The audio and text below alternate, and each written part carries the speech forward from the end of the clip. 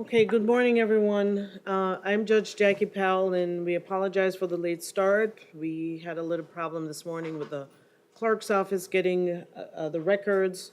So, as to not delay court any longer, we're going to start, and then one of my colleagues is going to take over where I leave off this morning. This is first appearance court for those of you who are here. And literally what that means is that today, we're going to determine whether probable cause exists. And if we make a finding for probable cause, then we're going to talk about release conditions. In the courtroom, I do have an attorney from the State Attorney's Office, Mr. Eric Linder. I have an attorney from the Public Defender's Office, Mr. Brian Reedy. And I believe there's an attorney also over at the main jail. In the courtroom, I also have representatives from confinement status as well as pretrial supervision services. And I also have the clerk's office keeping records. I am not going to be able, if we have private attorneys, if your case is past page 11, I am not going to be able to call that case out of turn because I don't have those documents with me. Someone else is reading them. So we will work through it and see how effective we can be this morning. I'm going to start then this morning with Robin Simons. And Judge, did you want to call Mr. Davis off the extradition docket? I don't have extradition. He's on page 1 of the docket. Oh.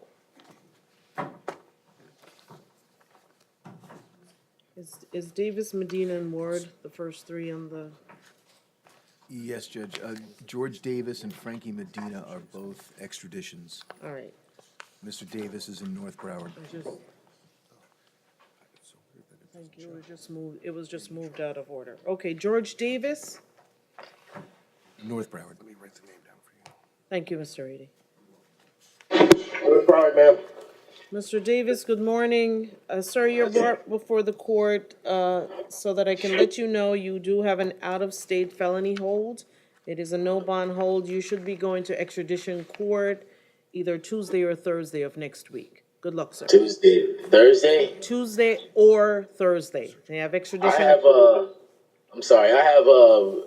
charges out here where I have to go to a program where it's household. I'm supposed to go to a program. Well, you have a no-bond hold right now for out-of-state hold, so. Yeah, I advise Mr. Davis, I don't know why he is in custody awaiting a program when he has a no bond out-of-state hold. So I'm going to look into that and see. Well, considering he's here for the first, probably didn't have the out-of-state hold at the time All it was right. placed on the. Yeah, Maybe so it's an we need to correct that. Okay. All right, good luck, sir. Frankie Medina. Here at Main, Judge. Mr. Medina, good morning. You're before the court today for an out-of-state felony hold. You will be before the extradition court either Tuesday or Thursday of next week. Good luck, sir.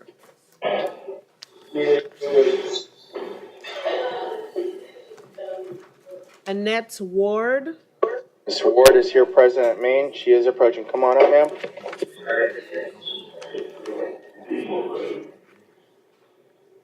She confirmed that's how it was. She's here. Ms. Ward, good morning. Ma'am, you're before the court for one count of possession of drug paraphernalia and 2 trespassing on occupied structure or conveyance. And the court does find probable cause. Judge, I'm speaking Ms. Ward. She wishes to resolve this matter today. Okay. Offer good time served on both counts. All right, if Ms. Ward wishes to resolve her case, there'll be adjudication and time served. She wishes to accept the offer, Judge. Okay, Ms. Ward, please raise your right hand. Raise your right hand. Do you swear or affirm to tell the truth? Yes, You can put your hand down, ma'am. Ms. Ward, do you understand the proceedings that we're in today? yes, And do you need more time to speak with your attorney? no, Is anyone forcing you to resolve your case? no, Are you under the influence of drugs or alcohol? No. Have you ever been treated for a mental or emotional illness? No. No. Do you understand that if you're not a U.S. citizen, that by taking a plea, it could subject you to immigration changes? Yes. What plea do you wish to enter, Miss Ward? No contest. Miss Ward, I accept your no contest plea, find that it's freely and voluntarily given, and I sentence you to adjudication and time served. I'll give you 6 months to pay your court costs, ma'am. Good luck. All right, Robin Simons. The Simons is a North Broward judge. It's a municipal ordinance case. All right, we will recall Miss Simons. I am right here, Your Honor. Okay, but we'll recall it when the attorney gets here. Okay. Holly Wilson. Ms. Wilson is here at main judge.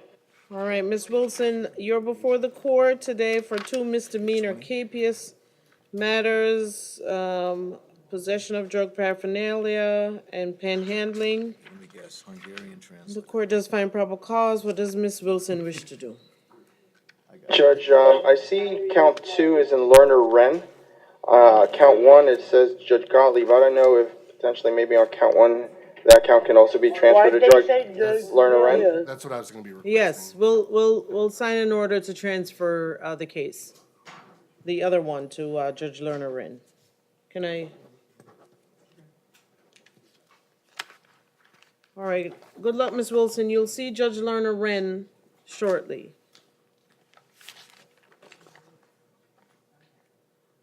Patrinda DeVersi. Hold on, ma'am.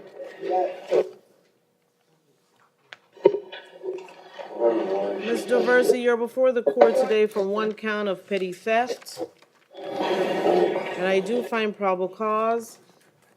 Judge, and speaking Mr. Verzi, she wishes to resolve this matter today. Okay.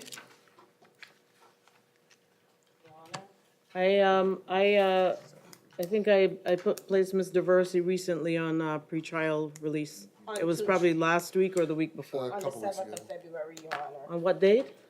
February 7th, 2019, for possession of cocaine, petty theft, possession of cannabis less than 20 grams, possession of drug paraphernalia. At this time, we're requesting a revocation of her supervision. Okay. Judge, considering I just am being made aware she's out on pretrial right now, I guess on a felony offense, would the court then consider, since she's picked up a new misdemeanor, placing her on level 2 pretrial? No, sir. I'm not, Ms. DeVersi was here. I specifically remembered her telling me, please let her out, and I did, and I'm gonna impose a bond. I am going to revoke the pretrial release. Previously, she was placed on pretrial release on case number 19-001-657, CF10A. And I'm gonna revoke that bond, and she's gonna be held no bond.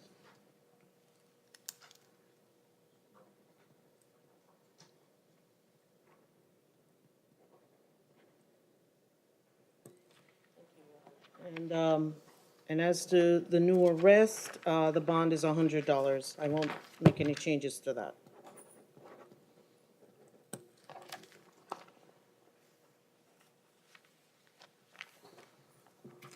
Angela DeFazio. She's here at main. Ms. DeFazio is before the court for a misdemeanor capious matter on a petty theft. That is correct, Judge. 2016 case. And speaking Ms. DeFazio, she does wish to resolve this matter today. Does the state have an offer for Ms. DeFazio? Yes, Judge, it's a withhold court cost.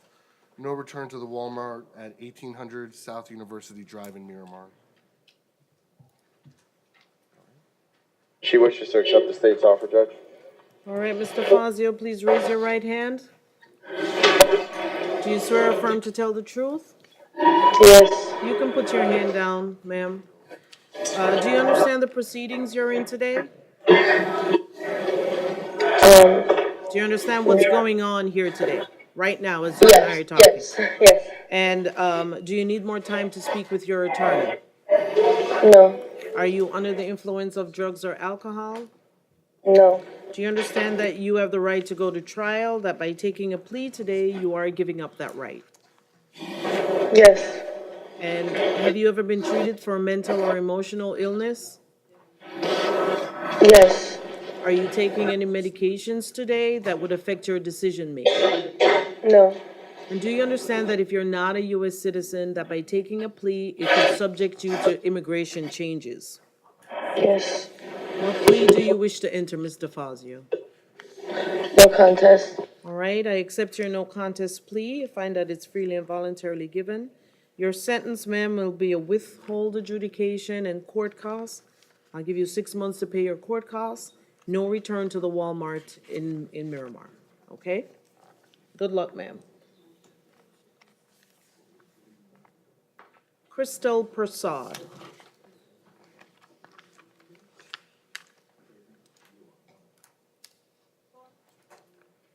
North Broward, I believe, Judge. Okay. Crystal Prasad. Yes, Your Honor, Ms. Prasad is in North Broward.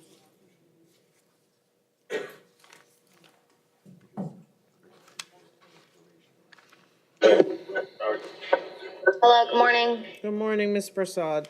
You are before the court today for 1 count of robbery, no firearm or weapon, and 2 is battery on a person 65 years of age or older. I do find probable cause. Does the parties wish to be heard as to bond? Yes, Your Honor. I'm going to ask the court to consider pretrial release for Ms. Prasad. She's been a resident of South Florida for the last 25 years. She lives in West Palm Beach with her mother. I have spoken with her mother this morning, and she is welcome to stay at that residence so that the court will know exactly where she is. If she is supervised by pretrial release, I believe she will be coming back to court. I don't think she has an extensive contact with the criminal justice system. So I would ask the court to consider pretrial release for her. Yes. Your Honor, the state would object to pretrial. I'm requesting $5,000 bond on count 1 and count 2 in order of no victim contact. Ms. Prasad has a pending domestic violence battery out of Palm Beach County. No, I do not. That was dropped. That was dismissed. It does, Michelle, That was Ms. dismissed. Ms. Prasad, just hold on a it moment, does appear okay? it was Sure. dropped. It does appear. it was dropped. Hold on, Ms. Prasad. It was dropped. Okay. She went through diversion for battery in Palm Beach County in 2013. I would note she also has a prior theft out of Palm Beach County. It looks like she's been arrested twice in the past in Palm Beach County for failing to appear in court. And I'm showing a previous arrest in the state of Massachusetts, 2 arrests in 2015 for operating under the influence and assault and battery. I'm sorry, I didn't I'm catch that. sorry, what was that? That's why I just mentioned the arrest. I have no idea what happened with him. So again, Judge, she does not have to, it does not appear to have an extensive criminal history. You know, looking at this probable cause affidavit, I'm not going to cast any aspersions on this 72-year-old, but it looks like he may have put himself in a bad situation as well. Not to say that, you know, based on this probable cause affidavit, Ms. Prasad is not responsible, or from what I understand, it may have been the co-defendant who actually hit this man. But I do believe that since she has been living here so long, and she does have a place to stay, and she does live with her mother, again, I would be asking the court to consider pretrial release for her. Just noting, according to the report from information received from the victim, it was Ms. Prasad that struck him, not the co-defendant. Right, but no, we wanted to. All right, after reviewing the probable cause affidavit, I do have concerns for the community concerning the allegations that are here. I do find probable cause, and I believe that at this point, the reasonable conditions are $5,000 bond on each count. Thank you, Judge. Good luck, ma'am. Thank you.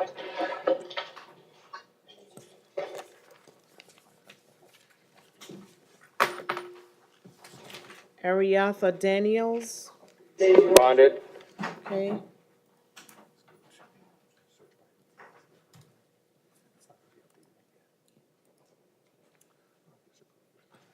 Oh, I'm sorry, there's a lady here who signed in for Valerie Robinson. Is Miss Robinson available today? No, Your Honor, I'm advised that Ms. Robinson has refused for the second day. Her daughter, once again, is present before the court today. She was here yesterday as well. I'm very concerned about Ms. Robinson, based on my reading of the probable cause affidavit and my conversations with Ms. Robinson's daughter. I am going to be asking the court to order a mental health screening for Ms. Robinson. I think that there are some very serious issues here that need to be addressed. And I didn't want to do it yesterday because I figured we'd give her one more day to see if she felt better and could come to court herself. But in light of the fact that she's now refused to come to court 2 days in a row, I feel that we have to become a little more proactive. And I'd ask the court to reset this case for Monday. I don't want it set over the weekend. I want to be here. Your Honor, I have no objection to any of the requests other than resetting the case for Monday. There will be a public defender here. If Mr. Reedy feels, frankly, if he feels that adamantly against it, he can be here tomorrow. I've come in on the weekends before in cases I felt my presence was necessary, but this isn't, she's not medically unavailable. She's refused, and I don't believe it's appropriate to delay the hearing for an additional over 48 hours. I'm not so sure that it's not a medical issue that makes her unavailable. In fact, I'm fairly well convinced that it is a medical issue that makes her unavailable. I'll be here tomorrow morning, Mr. Lender, if you'll meet me here. No, I don't have to come in. I'm fully satisfied with the Assistant State Attorney that will be here tomorrow handling the matter. Whatever the court wants to do is fine with me, Judge. Right, we're not, I'm not gonna fight over that because I honestly, I don't know what the reason is why if it's because of medical or something else. So, I will reset this for tomorrow and then, I will sign the order for the mental health screening because that is also one of my concerns when I read the probable cause affidavit, so I'll be happy to do that. And we'll reset this for tomorrow. Thank you, Judge. Your Honor, I'm sorry, the only other request I make, I would ask the court to make a probable cause determination. I have no problem resetting it. I have no problem with that. No, That's fine. I'll make a probable cause, I find probable cause.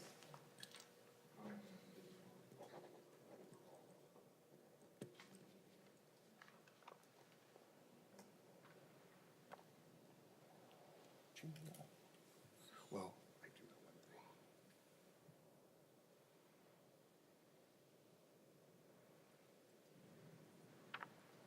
All right, we'll go back, Nicole Ryland, Bonded. okay?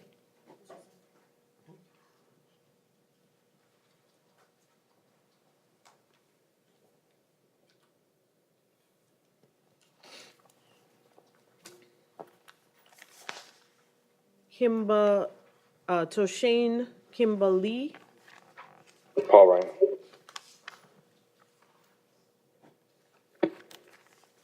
good morning, Ms. Lee. Good morning. Ma'am, you're before the court for one count of possession of MDMA. And the court does find probable cause. Does the parties wish to be heard as to bond? Yes, Your Honor. I'm going to ask the court to release Ms. Lee on her own recognizance. She's been a resident of Florida for the last 2 years. She lives with her uncle. She's been working at a grilled cheese place, and she has no prior contact with the criminal justice system. She has 2 children, and she was in the ROTC when she was younger. I have no objection. I see no priors, Judge.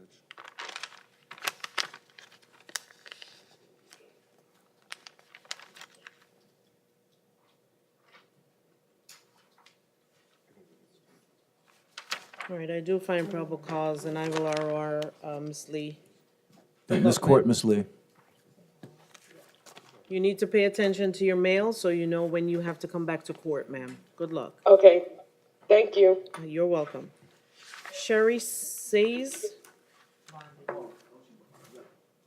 Paul Ryan.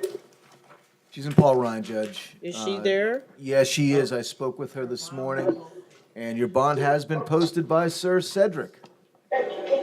Okay, and I just have a request that the mailing address that you have for me, it was my friend's address, but I didn't get her apartment number, so can you send it to my P.O. box? Cause I don't wanna miss my You court can, date. you can change your address through the clerk's office, Ms. Seas. Okay, no problem, I Okay? will. But make sure that you do. I You don't will. want to miss court. Also, you can go online at browardclerks.org, or you can call the public defender's office. We'll tell you when your court dates are. Okay, thank Okay? you. All right, good luck. Kelly Hayes, Mr. Hayes is here present at Maine. Mr. Hayes, you're before the court for one count of petty theft, and count two is an out-of-county misdemeanor hold. There's a bond on that for $500. Is there anything the parties wish to say in regards to the count one? Mr. Hayes wishes to see if the state has a plea offer for count one. Yeah, it'd be a withhold court costs. All right, Mr. Hayes, if you wish to resolve count one of the petty theft, the offer is a withhold adjudication and court costs. Do you wish to do that, sir?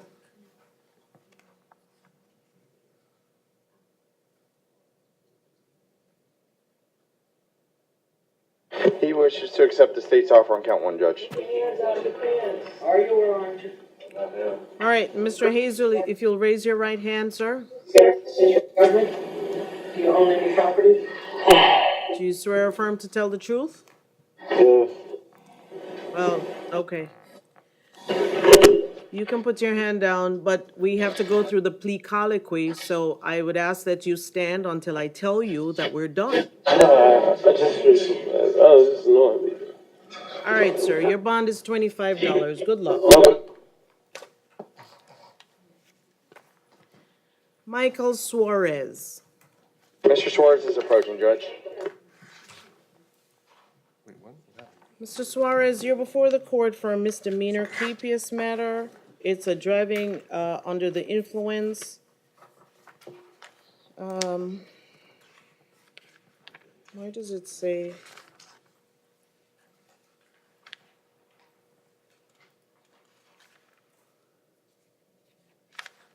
Bond there was $5,000. It says, this is a capious from 2015. Yes, Judge. Mr. Suarez advised me that basically he changed addresses, so therefore he didn't know when was his court date, and then he's also been going through medical issues. He advised me he's going through chemotherapy. He resides in West Palm Beach. Judge, considering this is a 2014 case, Mr. Suarez is asking me to request the court if you would consider an ROR. Your Honor, the state would oppose. This is his second capias for failing to appear in this case. Certainly after he was arrested one time, he knew he's got to check for his court dates, and he still hasn't even been arraigned on this case. Okay. Oh, Mr. Suarez, what is your address? 2708 Broadway, apartment 2, West Palm Beach, Florida. You're gonna have to update your address with the clerk's office. How long have you been living at that address? 7 months. Yeah, you're gonna have to update the clerk with your current address. I will release Mr. Suarez to pretrial supervision. Standard. Yes, Judge.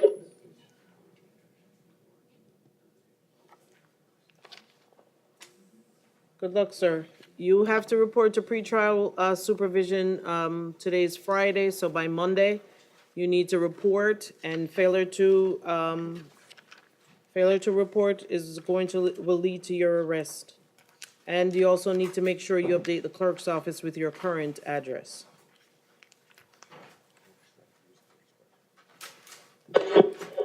James Melnikoff.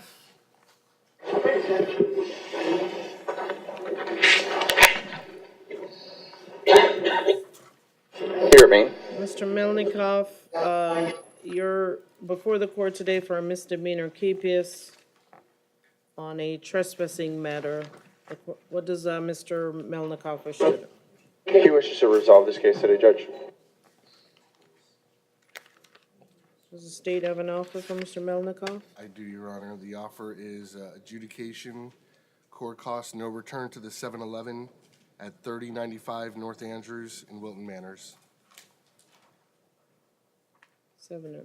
He wishes to accept the state's offer, Judge. All right, Mr. Melnikoff, please raise your right hand. Do you swear or affirm to tell the truth, sir? Yes, sir. Yes, Okay, ma'am. you can put your hand down. Do you understand the proceedings that you're in today, sir? Yes, ma'am. And do you understand that you have the right to go to trial, that by taking a plea today, you are giving up that right? Yes, ma'am. Do you need more time to speak with your attorney? No, ma'am. Is anyone forcing you to resolve your case? No, ma'am. Have you ever been treated for a mental or emotional illness? No, ma'am. And do you understand that if you're not a U.S. citizen, that by taking a plea, it could subject you to immigration changes? Yes, ma'am. Mr. Melnikoff, what plea do you wish to enter today?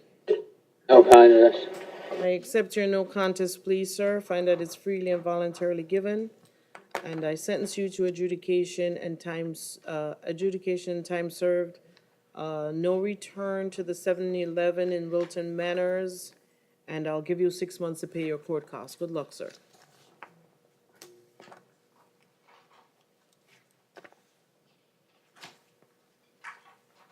Christian Brower.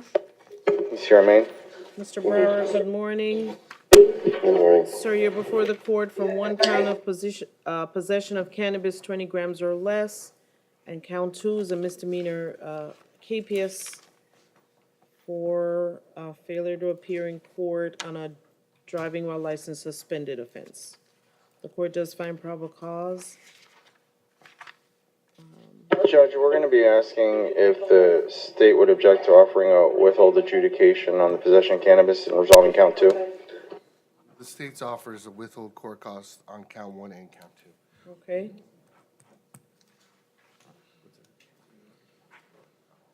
He wishes to accept that, Judge. All right, Mr. Brower, please raise your right hand. Do you swear or affirm to tell the truth? Yes. You can put your hand down, sir. Mr. Brower, do you understand the proceedings we're in today? Yes, ma'am. Do you Yes, need Your more Honor. time to speak with your attorney? No, ma'am. Is anyone forcing you to resolve your case? No, ma'am. Are you under the influence of drugs or alcohol? No, Your Honor. And do you understand that you do have the right to go to trial? By taking a plea today, you're giving up that right. Yes, Your Honor. Have you ever been treated for a mental or emotional illness? No, Your Honor. And do you understand that if you're not a U.S. citizen, that by taking a plea, it could subject you to immigration changes? Yes, Your Honor. All right, Mr. Brower, what plea do you wish to enter today? No contest. All right, I accept your no contest plea. I find that it's freely and voluntarily given. Your sentence, sir, is a withhold adjudication and court costs, and I'll give you 6 months to pay your court costs. Good luck. Yes, ma'am. Thank you. And Mr. Odom is next, but I'll recall him when his attorney gets here. Justin Brannon, Mr. Brannon is here, municipal ordinance, Judge. that's also municipal ordinance. Mr. Brannon, I'll recall you in a minute, okay? Just hold on. Anthony Jones. Mr. Jones is approaching, Judge. You're at Maine. Mr. Jones, you're before the court today. There's one count of petty theft, and count 2 is a misdemeanor KPS. The court does find probable cause. Judge, in speaking Mr. Jones, he wishes to resolve both counts here today. All right, and does Mr. Jones, they're both petty thefts, the KPS and the, have you had that discussion with him already? I have, Judge. I did advise him if he has 2 prior convictions for a theft-related offense, upon his 3rd arrest for a theft-related offense, the state would file it as a felony offense. Knowing that, Mr. Jones still wanted me to ask the court if he would consider resolving the case today. Okay, thank you. Mr. Linder, you have a plea offer for Mr. Jones? Adjudication time served on both cases. Yes, sir. He would accept the state's offer, Judge. Adjudication and time served? Yes, on both. Okay. All right, Mr. Jones, please raise your right hand. Do you swear or affirm to tell the truth? Yes, ma'am. Okay, you can put your hand down, sir. Mr. Jones, do you understand the proceedings that we're in today? Yes, ma'am. And do you need more time to speak with your attorney? No, ma'am. Is anyone forcing you to resolve your case? No, ma'am. Mr. Jones, do you understand that you have the right to go to trial, but that by taking a plea today, you're giving up that right? Yes, ma'am. And have you ever been treated for mental or emotional illness? Yes, ma'am. Is there anything today, are you taking any medications, or is there anything about your illness today that would prevent you from making a decision? No, ma'am. Do you understand also, Mr. Jones, that if you're not a U.S. citizen, that by taking a plea, it could subject you to immigration changes? Yes, ma'am. All right, Mr. Jones, what plea do you wish to enter? No contest. All right, I accept your no contest plea. I find that it's freely and voluntarily given, and I'll sentence you to adjudication and time served on both counts. Good luck, sir. Thank you, ma'am. Thank you, court. You're welcome. Shane Lowe. Mr. Lowe's approaching, Judge. Sorry? Who's that? You're coming up. You're here. Mr. Lowe, good morning. Good morning. Sir, you're before the court for one count of operating without a valid driver's license. 2 is operating a motorcycle without license. 3 is disobeying a stop sign. And 4, what does that say?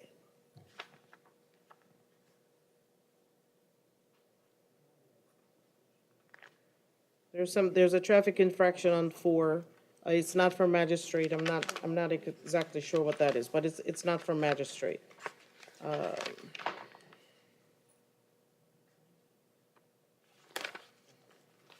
I do find probable cause. What does Mr. Lowe wish to do? Judge, Mr. Lowe wishes to see if the state would be willing to resolve this matter today. Be a withholding court cost on counts 1 and 2.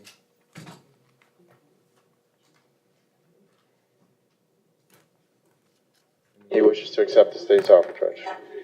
All right.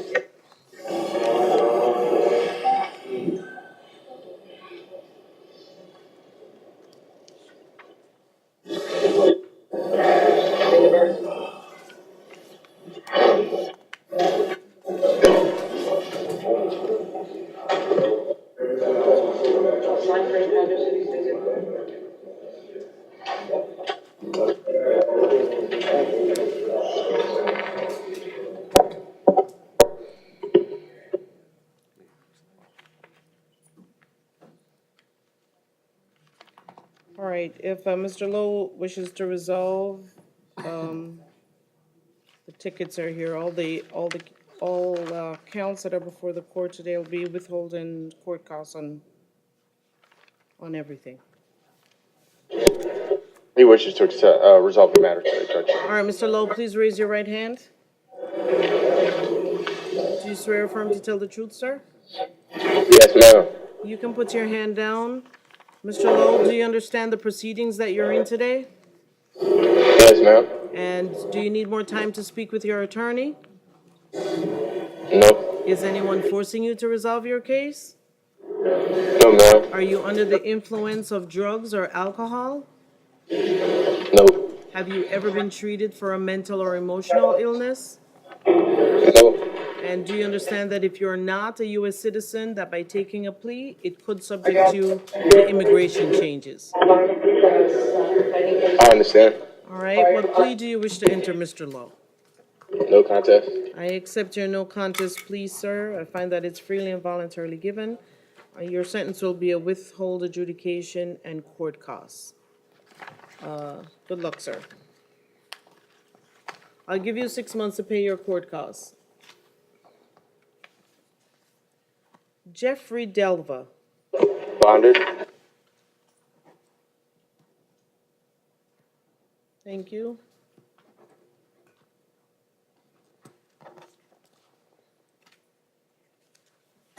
Sergey Zuev. Mr. Zuev is here present, Judge Amain. Good morning, Mr. Zuef. You're before the court today for one count of petty theft, and I do find probable cause. Does the parties wish to be heard as to bond, or? Judge, Mr. Zuev, unfortunately, when he was arrested, he didn't have his wallet with him. This is his first time being arrested. I believe he's a radiologist, Judge. His roommate is right now out of town, so there's nobody that's going to come over here hopefully as soon as Mr. Zuev would like to help post his monetary bond.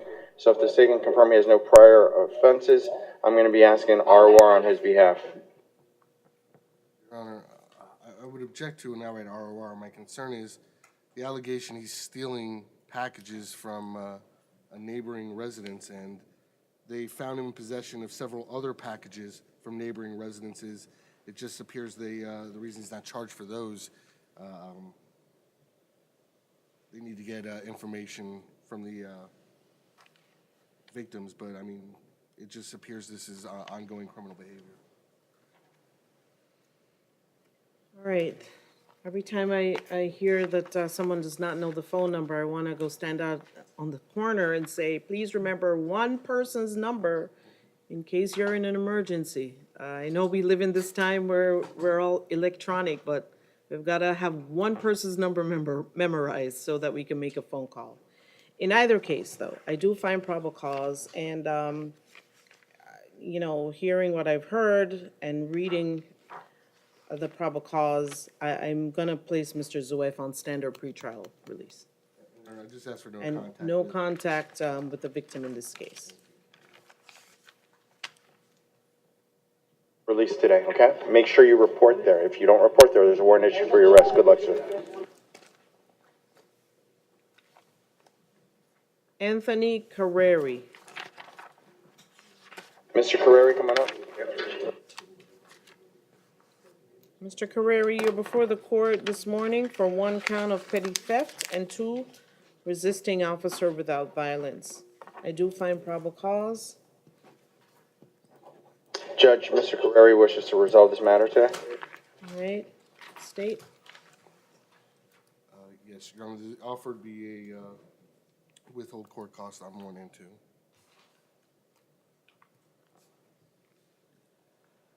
He wishes to accept the state's offer, Judge. All right, Mr. Carreri, please raise your right hand. Do you swear or affirm to tell the truth, sir? Yes, ma'am. You can put your hand down.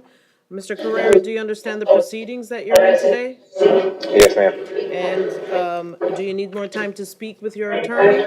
No, ma'am. Is anyone forcing you to resolve your case?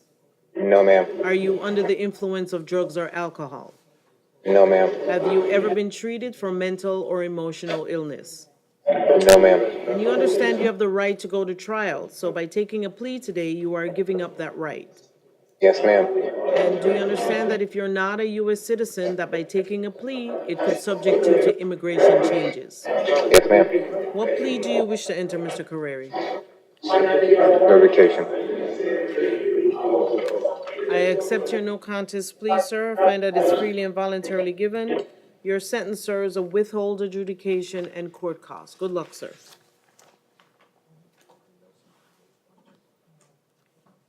Richard Francois.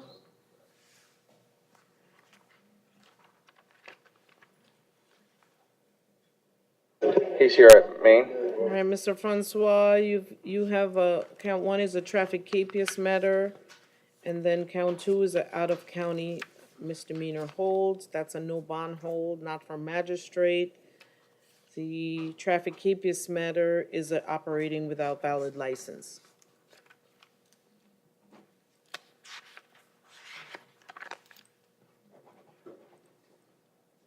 Does the parties wish to be heard? Is there anything on here? Yes, Judge. I believe the out-of-county VOP hold is from Port St. Lucie. So on the 2013 case, which is on count 1, operating without a valid license, I'm going to be asking the court to consider an ROR on that case so that Port St. Lucie can pick him up. I just want to advise him, if Mr. Francois is interested in resolving count 1, the offer be a withholding court cost. Seeing as that's a 2013 case and his probation case is 2017, it doesn't appear that that would violate. In case he doesn't want to come back for that case. Right. Let me talk to him about that. Okay. And it is out of Port St. Lucie, and he did surrender himself, Judge. I saw that.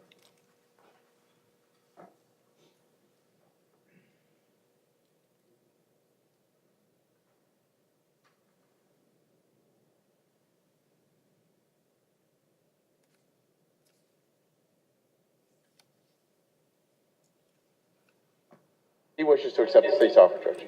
What was the offer? Withhold Withholding court court costs. costs? All right, Mr. Francois, please raise your right hand. Do you swear or affirm to tell the truth, sir? Yes. You can put your hand down, sir. Mr. Francois, do you need more time to speak with your attorney? Yes. No, I don't. Right.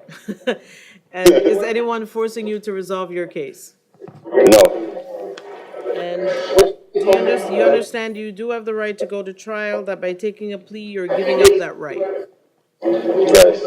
Have you ever been treated for a mental or emotional illness? No. And do you understand, Mr. Francois, that if you're not a U.S. citizen, that by taking a plea, it could subject you to immigration changes? Yes. What plea do you wish to enter, Mr. Francois? No contest. I accept your no contest plea. I find that it's freely and voluntarily given. And your sentence, it was withhold adjudication and court costs. Good luck, sir.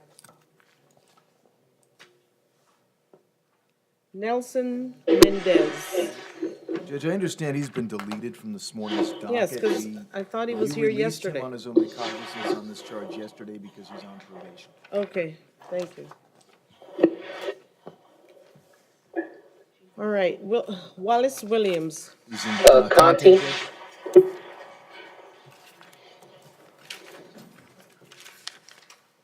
Mr. Williams is before the court for an ad charge. Yes, Your Honor. Mr. Williams has a $10,000 bond on count 1.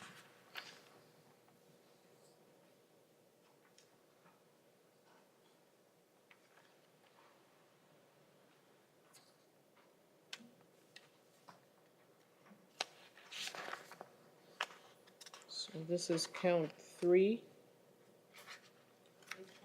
Yeah, it's counting the three? booking, it's, I believe, the first charge on the information.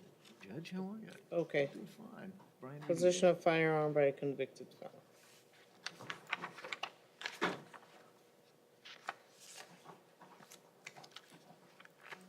Just 1 second, let me ask her. Yes.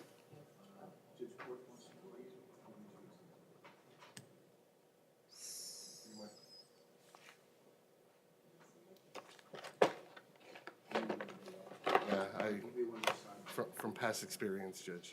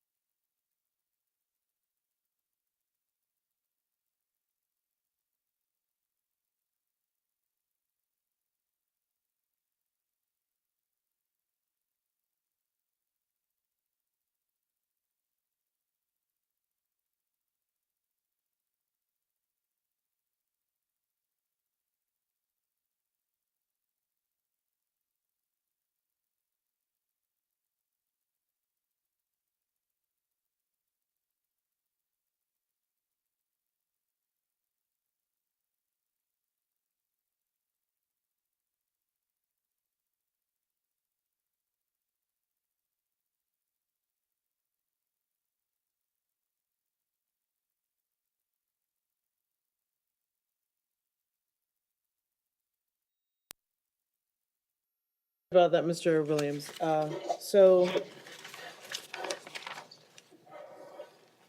right. So what was the bond's status on the other counts? 10,000 on the ag assault with the pretrial level 2 GPS. No return to the incident location. he's not gonna be able to post that bond, Judge. And I know it's not before the court to change this morning. Right. I'd ask for $1,000 bond on count 3. And as I've advised Mr. Wallace, I have sent an email to our office asking someone to go interview him so he can sign up for the public defender's office, because we do not currently represent him on counts 1 and 2. Okay, so I'll impose $1,000 bond on this count. Good luck, sir. Thank you, Judge. Good luck, Mr. Wallace. Okay. Is this count gonna have pre-trial GPS along with the other one, because it's the ad chart? But did the, no, just I'm not gonna add that. That's already on count, It's the same case number. Yeah. So, yes. for 1,000.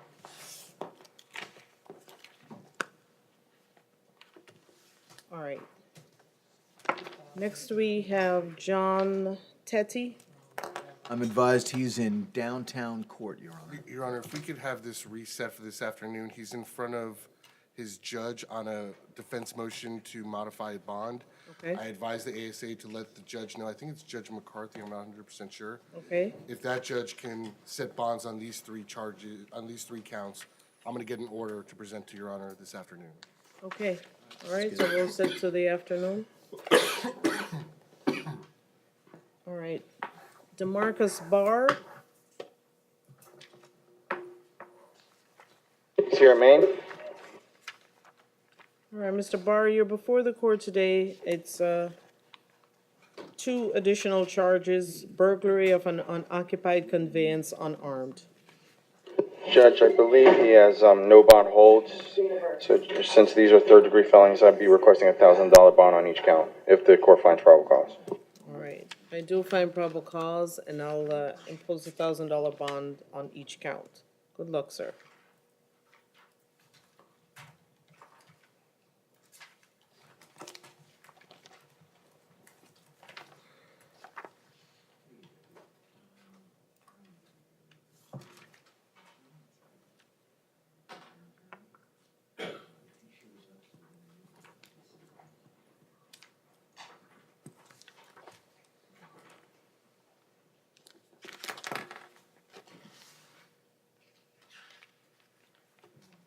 All right.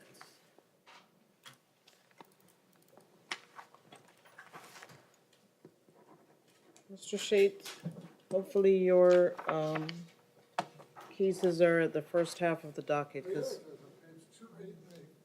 Okay. Because we had some delays this morning, so I only have half.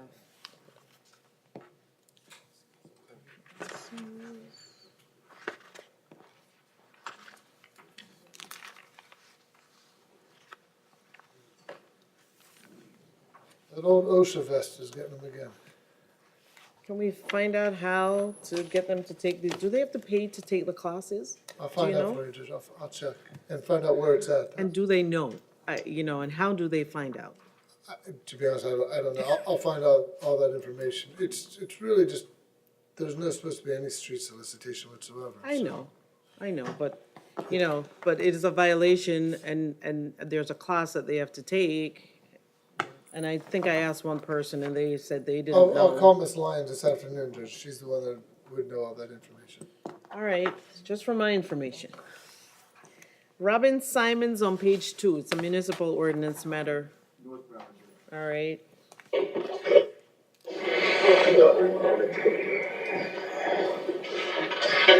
All right, Ms. Simons, Mr. Shate is here, so now I'll address your case. You're before the court for municipal ordinance violations, panhandling, and the requirement for you to wear an OSHA vest if you are licensed to be panhandling.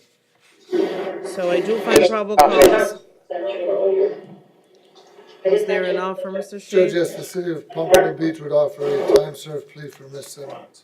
Ms. Simons, do you want to, is it Simmons or Simons? Simon. Okay, do you wish to resolve your case today? Yes.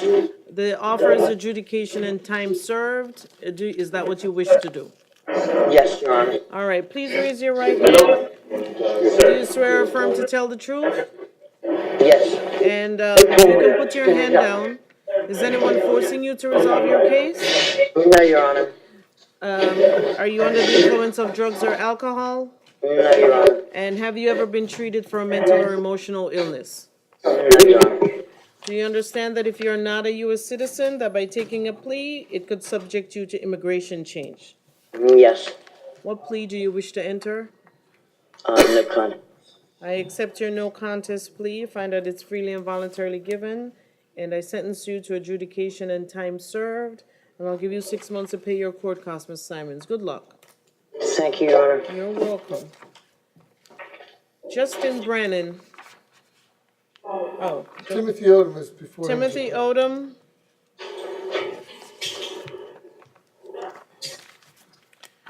Mr. Odom, you and I are meeting up at this place too often. Turn your mic on. You can turn your mic Hit the on. button there, Mr. Odom. Page 8. Pompano's a big area. I know that, but we had this conversation last time. Every time I cross the street, they arrest me because I hold a flag. I'm just gonna stop carrying the flag. But you told me you were gonna stop carrying the flag the last time. It's hard to just put the flag down, but I'll do it this time. What is the flag for? It's for traffic to be able to see me at night when I cross the street. And I'm a patriot. I'm a veteran. I carry the flag. Well, And they assume that because I carry the flag and I stop at a car, I'm asking for money. 9 times out of 10, I am. But in a lot of cases, I'm just crossing the street and they just, well, there he is, let's get him. well, that's what you told me the last time. So how can you, what change can you make so that this doesn't happen anymore? A week of rehab at Bark and get back on my feet. Okay, you gonna sign up? What are you gonna do? I'm gonna go to Bark. Sir, would you like to do the SAP program, the jail SAP program, which is a substance abuse program? Is that within the jail? It's within the jail, correct? No, sir. And it takes at least 30 days to get in. I'd rather go to Bark. All right. So just for our conversation right now, since we had the conversation about the flag before, you're not gonna walk around with the flag anymore, right? I'll put it up. Okay. And there's a requirement for you to have one of those orange vests.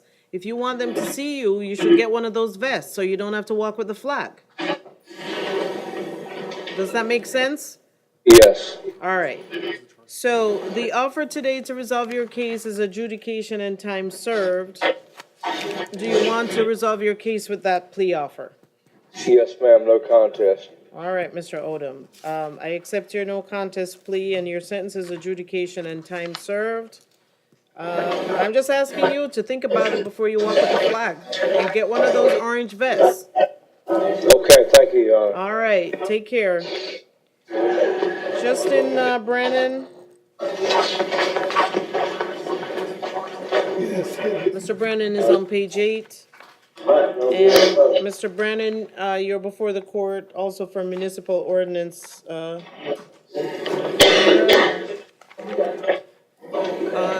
The offer is adjudication and time served. Mr. Brennan, do you want to resolve your case today?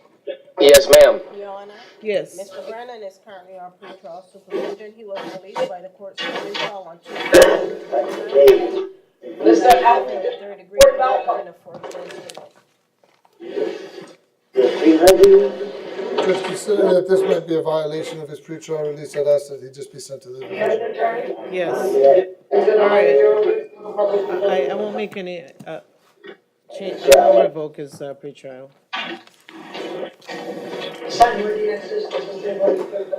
All right. Good luck, sir. What happened? You'll go to your division, Judge.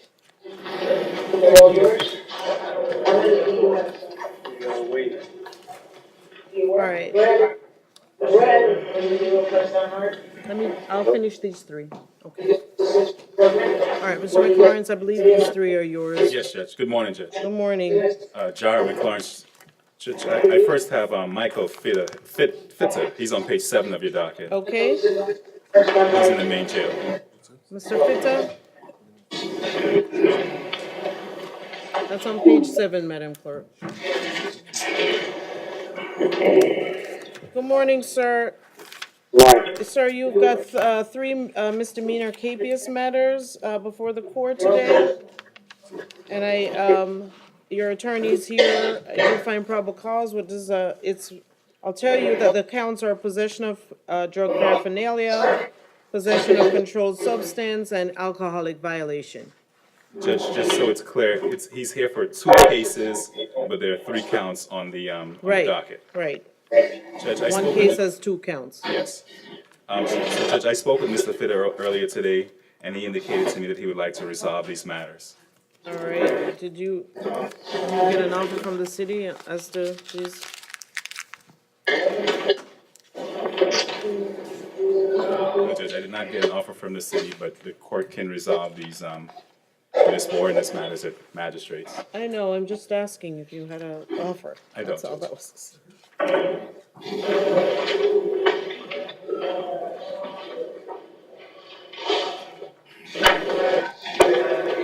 All right, sir. If you wish to resolve your case, it's going to be adjudication and time served.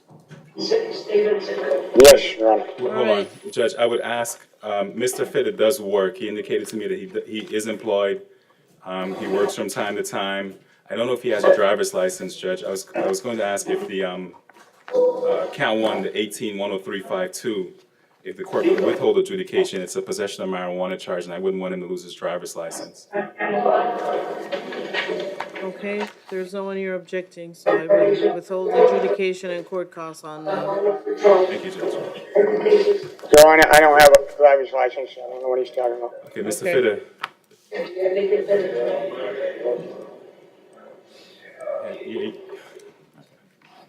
All right, Mr. Fitter, please raise your right hand. Do you swear or affirm to tell the truth? Yes. You can put your hand down, sir. Do you understand the proceedings you're in today, sir? I do. And is anyone forcing you to resolve your case? No, ma'am. And are you under the influence of drugs or alcohol? No, Your Honor. Have you ever been treated for mental or emotional illness? No, Your Honor. And you understand that if you're not a U.S. citizen, you could face immigration changes. Yes, Your Honor. What plea do you wish to enter, Mr. Fitter? I no contest. All right, I accept your no contest plea. I find that it's freely and voluntarily given. Your sentence, sir, will be a withhold adjudication and court costs. I'll do that as to all counts, and I'll give you 6 months to pay your court costs. Good luck, sir. Thank you, Your Honor. And Robert Judge. Turner. Judge, he's also in the main jail. He's on page 7.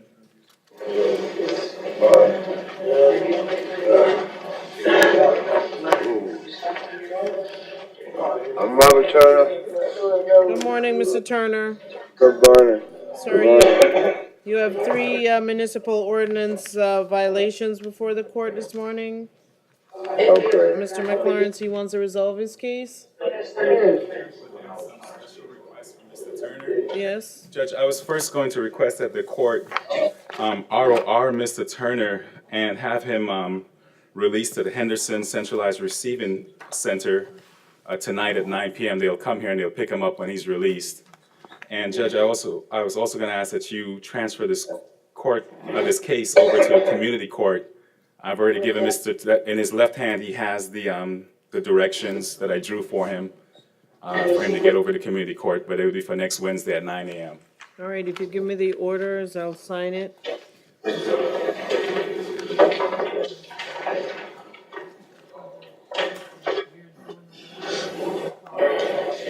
Give me an order for the Henderson. I'll fax it to them, I'll call them, I'll let them know.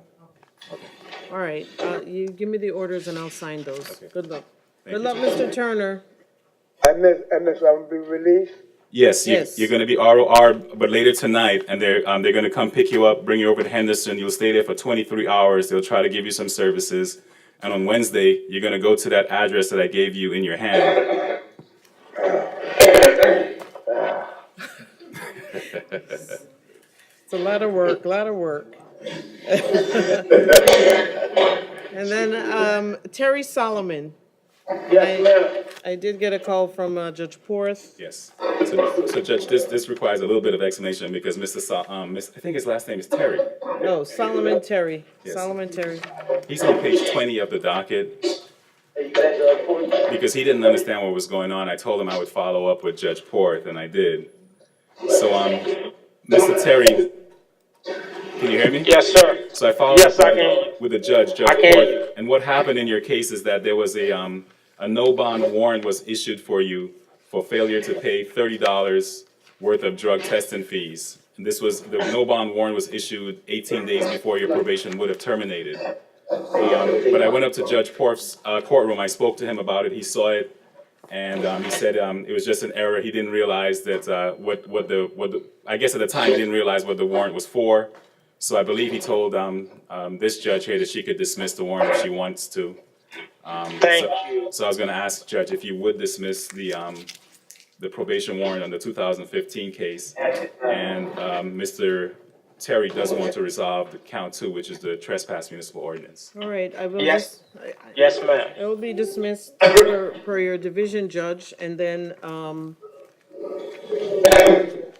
count 2. Please. And then, no, I've already dismissed it. And on count 2, the offers of withhold adjudication and court costs. Yes. Count 2 is withholding court costs? Yes, sir. How much does it cost, ma'am? It is $78, Yes. and I'll give you 6 months to pay, Mr. Terry. Yes, ma'am. All right. What plea do you wish to enter? No contest. All right, sir, I accept your no contest plea, and your sentence is a withhold adjudication and court costs, and I'll give you 6 months to pay your court costs. Good luck, sir. All right, good. Thank you. Thank you, Judge. You're welcome. You're welcome. And we're going to,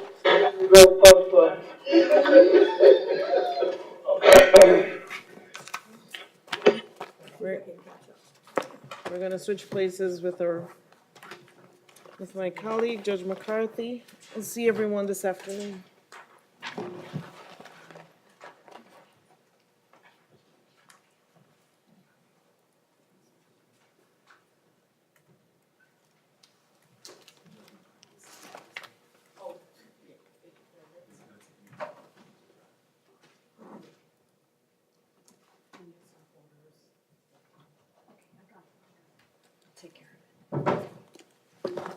Good morning, everybody. I'm Judge Kathleen McCarthy. Welcome. Okay, Timothy Lee. Mr. Lee should be here, President Maine. Come on up, sir.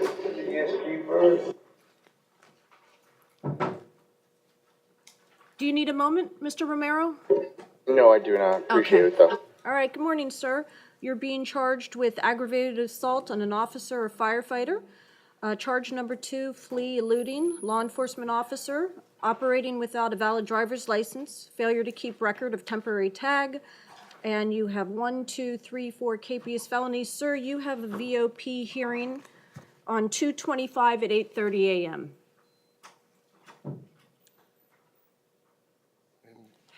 Your Honor, on count 1, the state would be requesting a $15,000 bond for the aggravated assault against a law enforcement officer.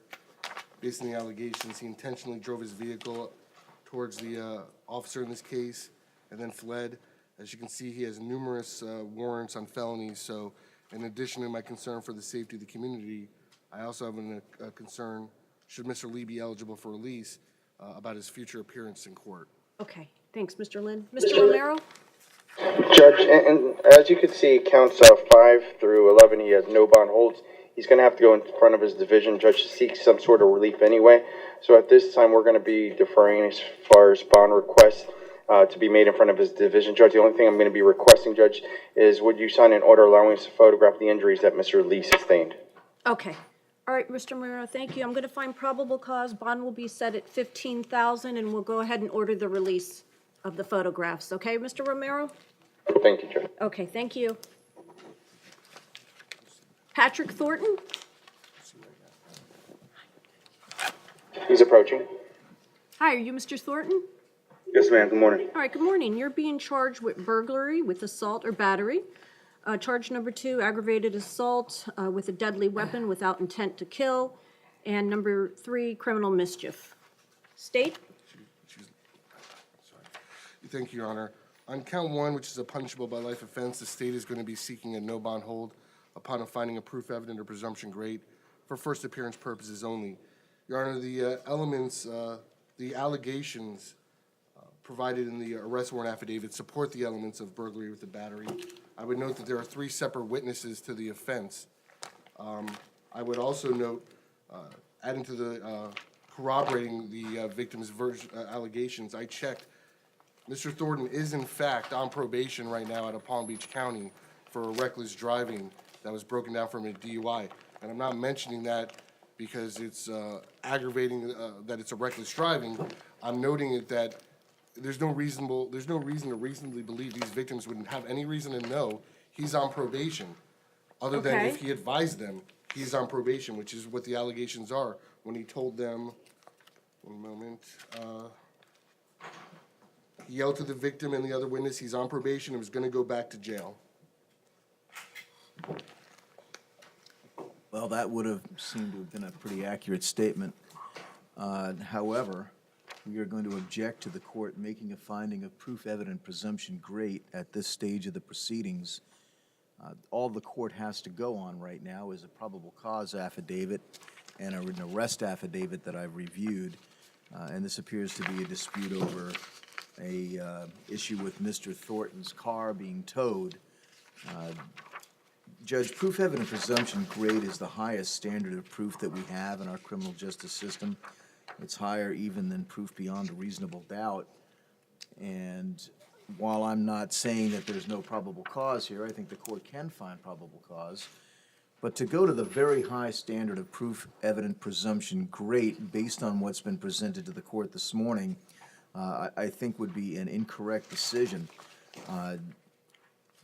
Again, it appears to be a dispute over the vehicle being towed, and I understand the severity of the nature of it. It is an incident where he is accused of reaching inside the driver's door and punching the driver. So it's not going into someone's house or anything like that, as far as we often see burglaries like that. I would ask the court to set a bond for Mr. Thornton and not make a finding of proof evident presumption great at this point. The state's called no witnesses, and they've introduced no testimony. They've introduced no physical evidence. And it does not appear at this point in time as though a warrant has been issued for Mr. Thornton out of Palm Beach County. So there is nothing else holding him other than this court's decision here this morning. If this court does decide over the defense objection to make a finding of proof evident presumption great, then I would ask the court to exercise its discretion and set bond for Mr. Thornton. And Your Honor, the reason I'm asking for no bond is, one, it's not just that he physically attacked the victim twice, once with a weapon, and then when he was unsuccessful, he went back and physically struck him. He intentionally drove his car into the victim's car, which at that time had his wife and his 4-month-old son in the car, all in the purposes of getting away from the scene with his vehicle that he had no legal right to at that time. Additionally, Your Honor, the case law is clear that the state does not need to provide anything else other than an affidavit. An affidavit suffices. It's for the court to determine if the evidence contained therein rises to the level of proof evident presumption great, and that's why I'm relying heavily on 3 separate witnesses to this incident. We do agree that the court can make a finding of proof evident presumption great based on a probable cause affidavit or an arrest affidavit. I think the case law on that issue is very clear. It may not be very correct, but it's very clear. But what that case law says is that each case must be determined under its own facts. It's not as though the court is automatically obligated to make a finding of proof evident presumption great based on police reports that are written by officers to justify the arrest and the charges that someone is going to be facing.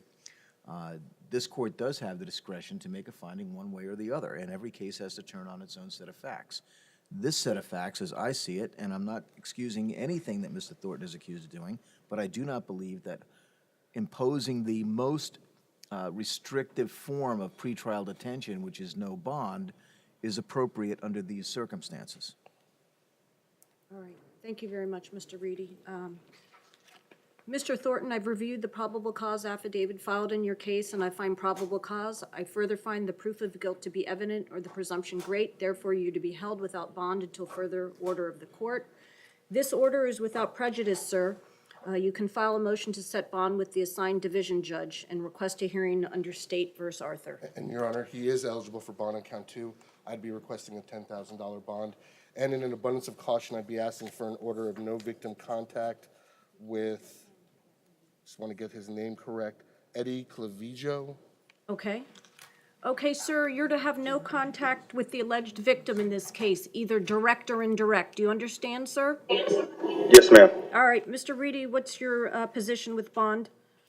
We'll defer a judge. He's going to have to go in front of his division judge based on this court's decision to hold Okay, him no we'll bond. adopt the state's recommendation.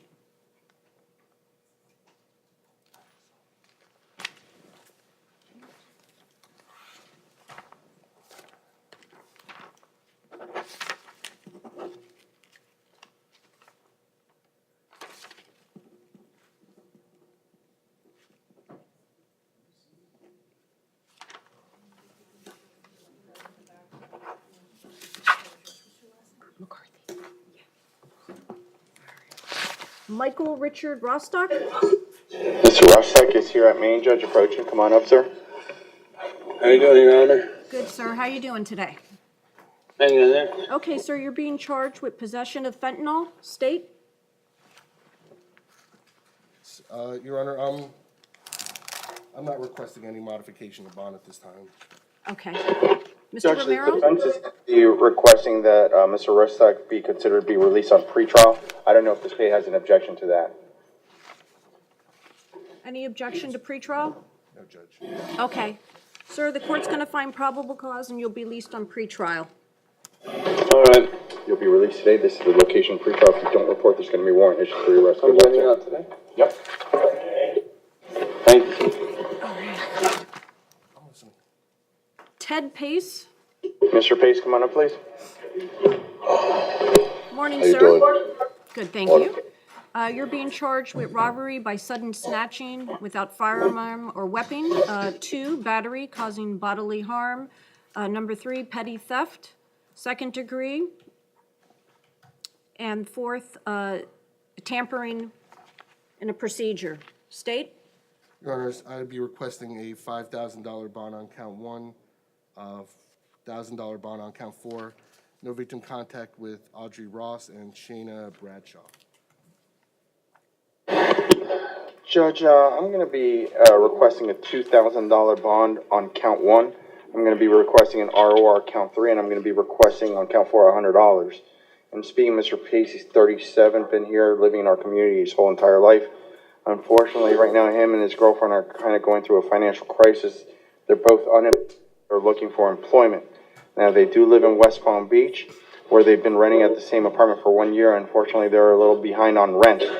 Now, he can reach out to his father that lives also in West Palm Beach, and he works on basically putting tires on vehicles. So that's the only person he can really look towards helping him post a financial bond, and that is why we're requesting a $2,000 bond on count 1, Judge. And I would just point out, according to the probable cause affidavit, the victim stated that, victim 1 stated that everybody was drinking and taking Xanax in the moments that led up to this incident. So I'd ask the court to take that into consideration when weighing Mr. Romero's request for bond. Okay, sir, the court's going to find probable cause with regard to count number 1. Bond will be set at $2,000. Count number 2, ROR, 3 ROR, and 4 ROR. Sir, you're to have no contact with the victim. Do you understand? Yes, ma'am. Neither direct or indirect, okay? Yes. And you're not to come within 1,000 feet of the victims, pending further court order.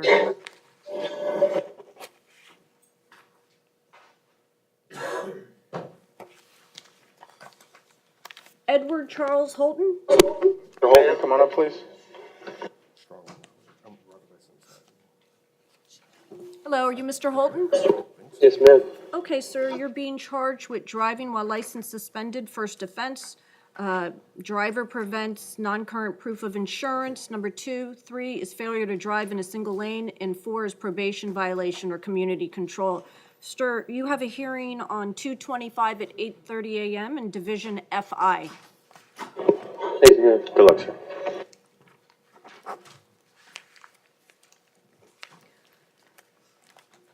David Lee Shannon.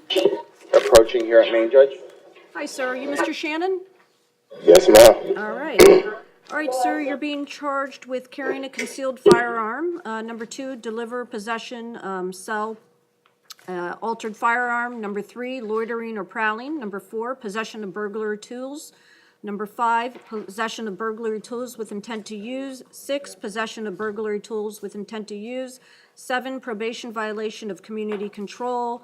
8, probation violation of community control. Sir, you have a VOP hearing in Division FE on 2/25 at 8:30 a.m. Okay. All right? Good luck. Thank you, Judge.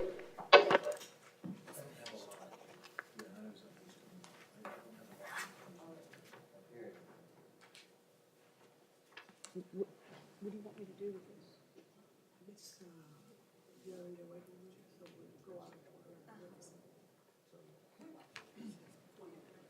I don't have it, I don't have the page, I just have that. Yeah, sure. Thanks, sorry.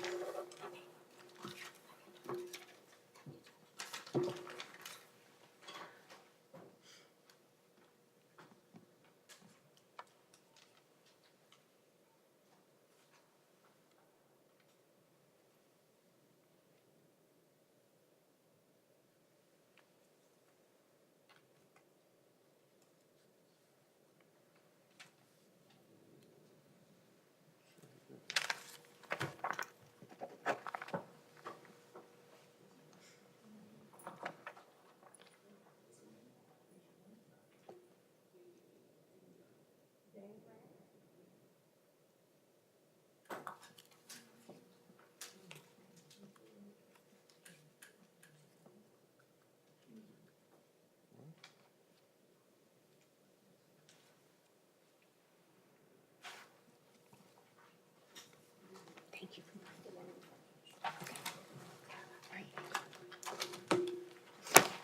Okay, we're calling Dan Grant.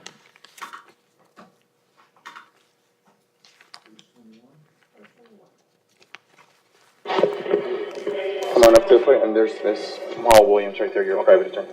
Good morning, Your Honor. How you doing? Valerie Small Williams on behalf of Mr. Grant. All right, welcome. Thank you, Your Honor. Okay, sir, you're being charged with aggravated battery. 2, you have a capias on a misdemeanor, and 3, capias on a misdemeanor. Sir, you have a status in Division MV on 2/25 at 9 a.m. Is there anything you wanted the court to know? Judge, I have previously spoken to the Assistant State Attorney in reference to this. Okay. Mr. Grant surrendered yesterday. A police officer, a detective reached out to me, and we arranged, he was supposed to surrender today, but Okay. he surrendered early. Okay. So I'm asking the court to set a $2,500 bond on the aggravated battery and on 2 misdemeanor. I think we agreed on $1,000 each. Your Honor, we've agreed on these bonds for their agreement to the Okay. court. Additionally, I'm requesting, and Michelle Williams advised me she had no objections. At this time, no contact on count 1 with Trusaint Preville. Okay. And on 2 and 3, it'd be until Mrs. Small Williams can seek a modification in front of Judge McHugh. No victim contact with Shirjana, I'm probably mispronouncing her name, Shirjana Key. The only thing I would ask is if the clerk can prepare a domestic violence no contact order, since those cases are at a domestic violence unit, and I'll provide the clerk with the spelling. Okay. All right, so the court will go ahead and adopt the recommendations with the bond. Sir, you're not to have any contact with the victims, either direct or indirect. Do you understand? Yes. Okay, and you're to stay at least 500 feet away from the victim pending further court order. Yes, ma'am. All right, anything else? No, Your Honor. Thank you, All right, ma'am. have a good day. Thank you. Okay, sir, good luck. Thank you. The bond is 2,500? Yeah, thank you. 2,500. Yeah. All right, next we have Jonathan Bradley Leopard. He's here at Main Judge, approaching. Okay, good morning, sir. Good morning, ma'am. You're being charged with robbery without a firearm and also probation violation or community control and a third charge of probation violation. Sir, you have your VOP hearing in Division FG on 2/25 at 8:30 a.m. And, Your Honor, Judge Powell set a $5,000 bond on his co-defendant earlier this morning. I understand the allegations are different, so I'm requesting a $3,500 bond for Jonathan Leopard and no victim contact with Larry Miller. Judge, considering as a no bond hold, he's going to have to go in front of division judge for relief. At this time, defense has nothing to add regarding count one. Okay. All right, Mr. Lynn, I'm going to go ahead and adopt your request. Good luck, sir.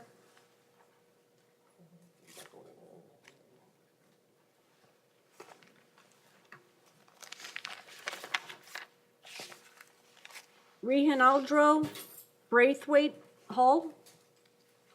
He's approaching, Judge, at Maine. Good morning, sir. Good morning. You're being charged with aggravated assault with a deadly weapon without intent to kill. State? Your Honor, I'm going to be requesting that the court set the bond that Judge Merrigan set on the warrant, $15,000, with an order of no victim contact with, let's see who the victim was. I believe the listed victim is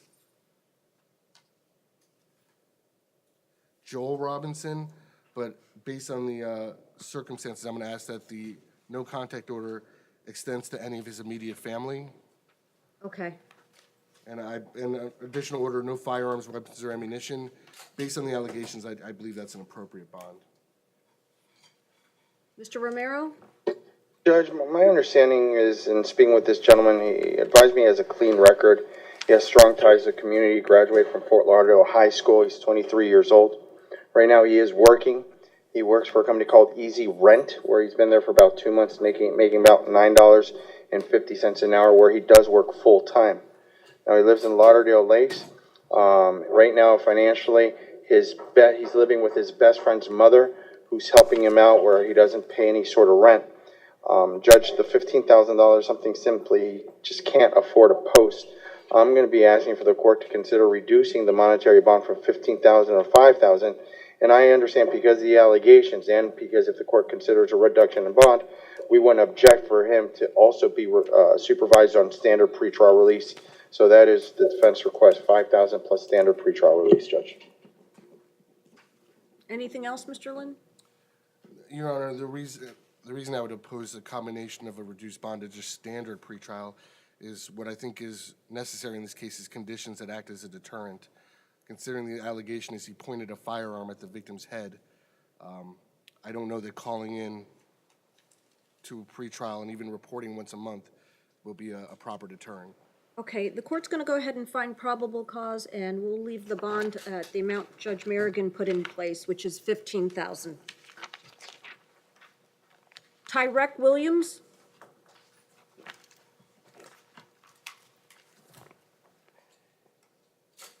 He's coming up. Good morning, sir. You're being charged with burglary and causing damage over $1,000. State? Your Honor, if my colleague can approach, I have an additional packet of information. I apologize I couldn't get that to you earlier. I didn't know you were going to be covering this part of the docket, Judge. I provided the court and defense counsel with supplemental reports and estimates, or show, not estimates, receipts showing what the damage was done to the victim's windows.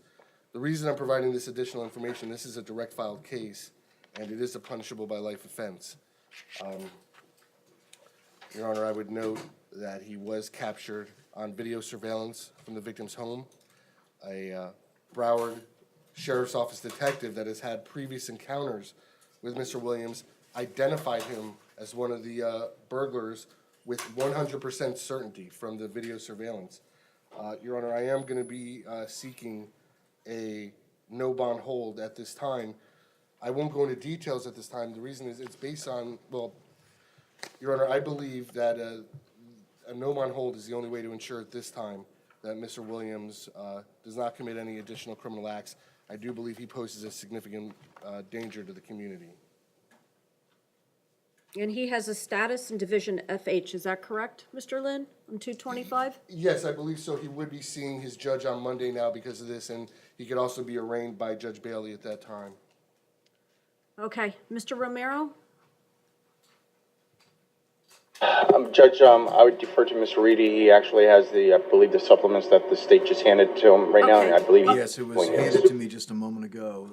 If you could give me a moment to. Mr. Reedy, you can have a moment, no problem.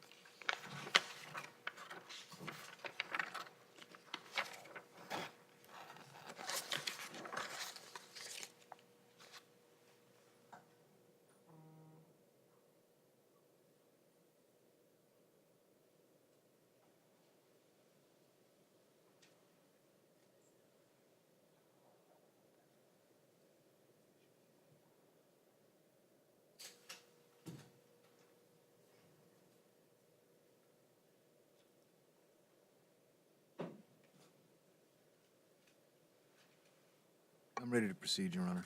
Okay, Mr. Reedy, what say you? At this time, Your Honor, we would object to the court making a finding of proof, evident, presumption great, that being the highest standard of proof that we have in the criminal justice system. I reviewed the documents provided to me by the state, and it does appear as though there is probable cause, as the detective himself identified Mr.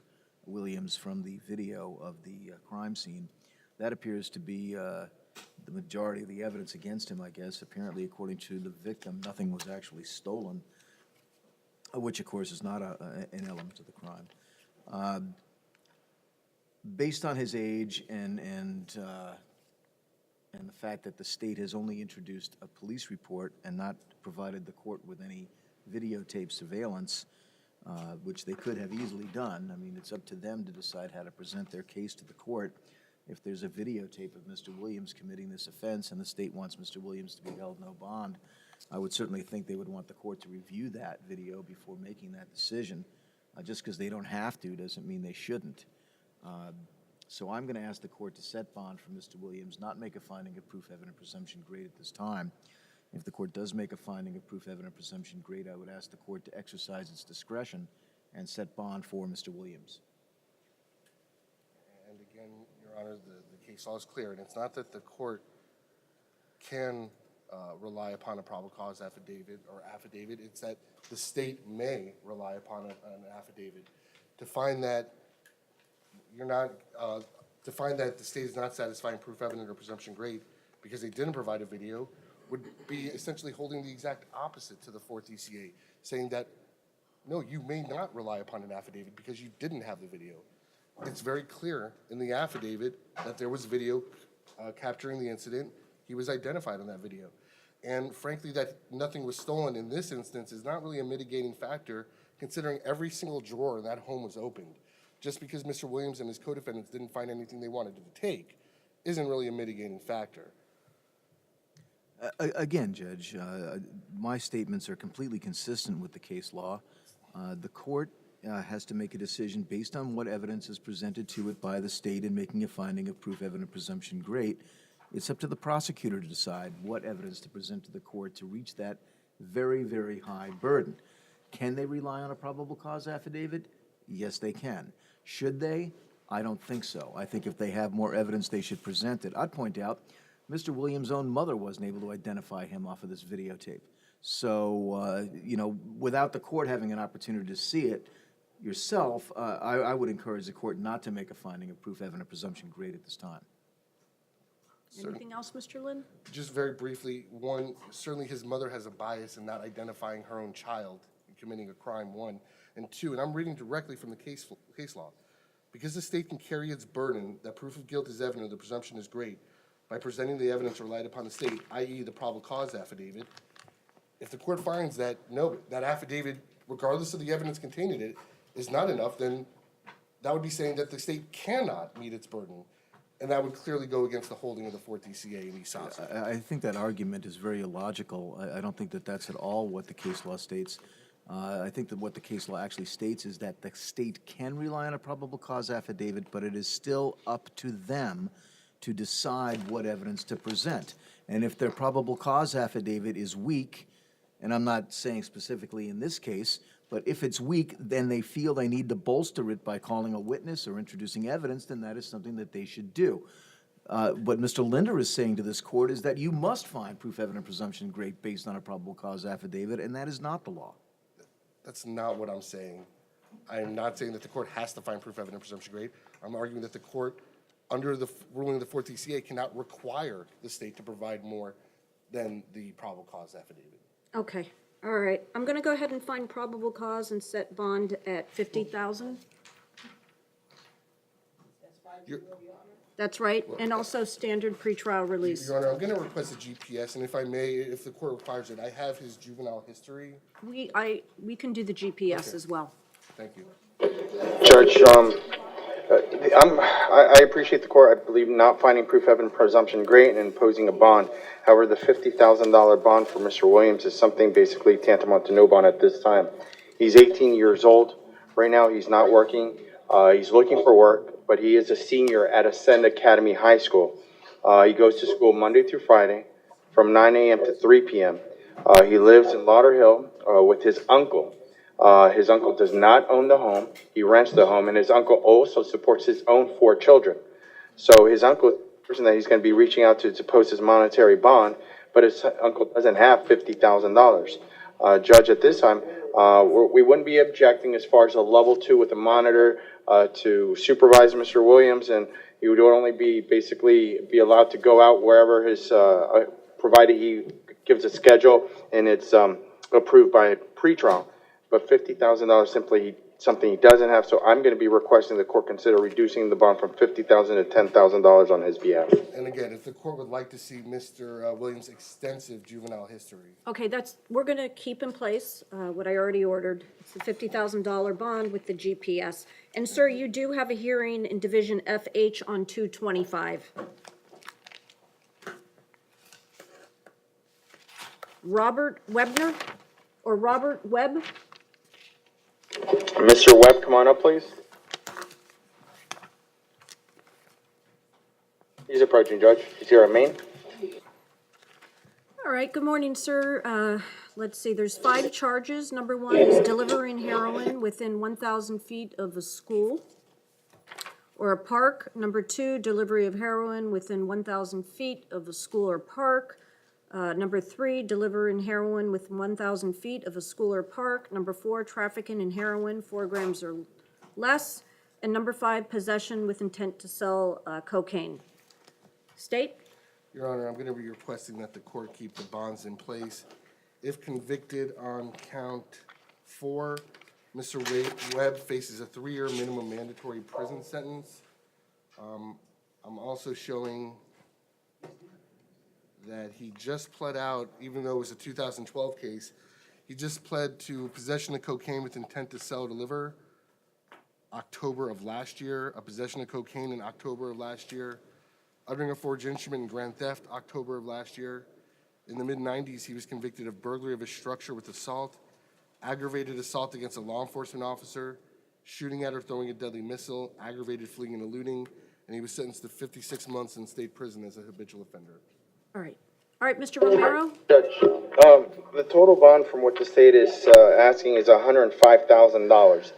Mr. Webb, he's been here his whole life, he's 50 years old. Unfortunately, at this time, he's homeless. He's financially indigent, he's not working, he owns no sort of property, no money in the bank, no bank account, savings account, money market accounts, nothing, Judge. There's no way he can afford $105,000. I'd ask you to take that into consideration in determining reasonable release conditions for Mr. Webb. Okay. All right, thank you. Okay, sir, I'm going to find probable cause on all 5 counts. I'm going to keep the bond in place.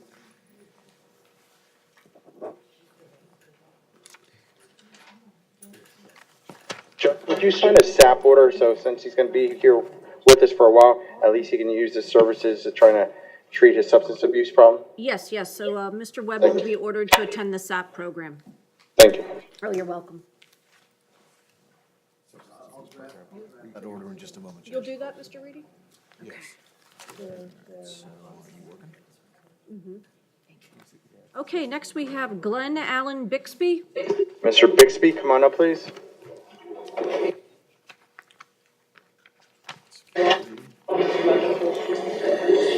Hi, sir. You're Mr. Bixby? Yes. Okay, you're being charged with possession of cocaine? State? Your Honor, I wasn't going to be seeking any modification. Judge, the defense is gonna be requesting pretrial, see if the state has an objection before I proceed. I don't.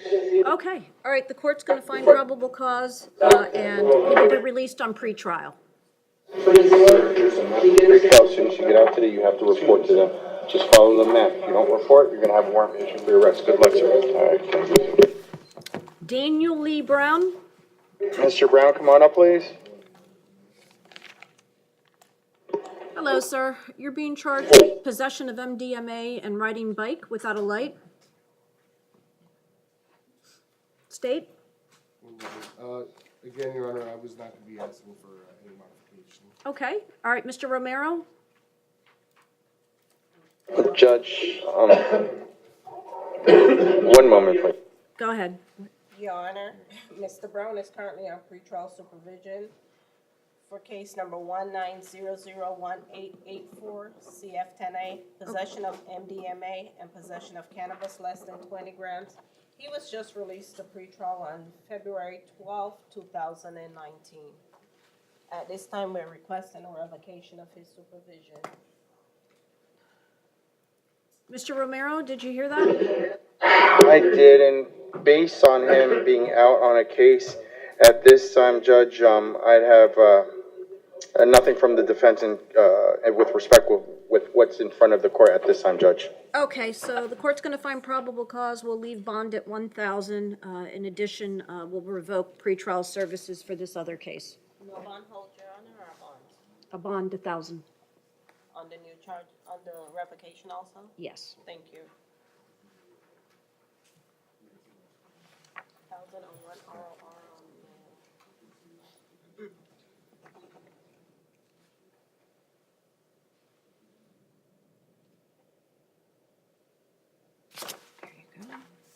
All right. Abdeljali Jarhada. And He's approaching, Judge. All right. And Ms. King, I know you're here. Okay. All right, sir, you're being charged with battery on a person 65 years of age or older. And Your Honor, before the court makes any determination, the state obtained a supplement from the arresting officer this morning that contains the victim's age. Okay, thank you. Thank you, Judge. And Mr. Jihadi's daughter is present before the court, Your Honor. Okay. All right, ma'am, how are you today? Good morning. I'm okay, thank you. Okay, is there anything you wanted me to know? Yes, thank you, Your Honor, for letting me speak today. I ask you in the court for leniency against my father. This was a really unfortunate situation between two friends. They were actually friends. My father's friend unfortunately says disgusting and vile things all the time, and I just think it escalated to the point where, he might have let his temper get the best of him. But we're really sorry that it's come to this. The other man was not hurt at all. He barely had any marks on his face. My dad's a God-fearing good man, and he was pushed to his limits, and I know that he feels remorse. And I will be personally responsible for him in order to make sure that these two stay far away from each other. But But I'm just asking for you guys to be lenient today and know that it was a really big misunderstanding. So, And your father thank lives you. with you, is that Yes, he lives correct? with me. Thank you. And he would continue to live with you? Yes, and- sir. And you're gonna make sure he comes back to court? Absolutely, Okay. sir. And I would point out, Judge, that he's 63 years old himself. And I guess this arose out of a conversation over race and religion, two subjects that can give rise to people losing their tempers. I don't think he has any kind of criminal history whatsoever.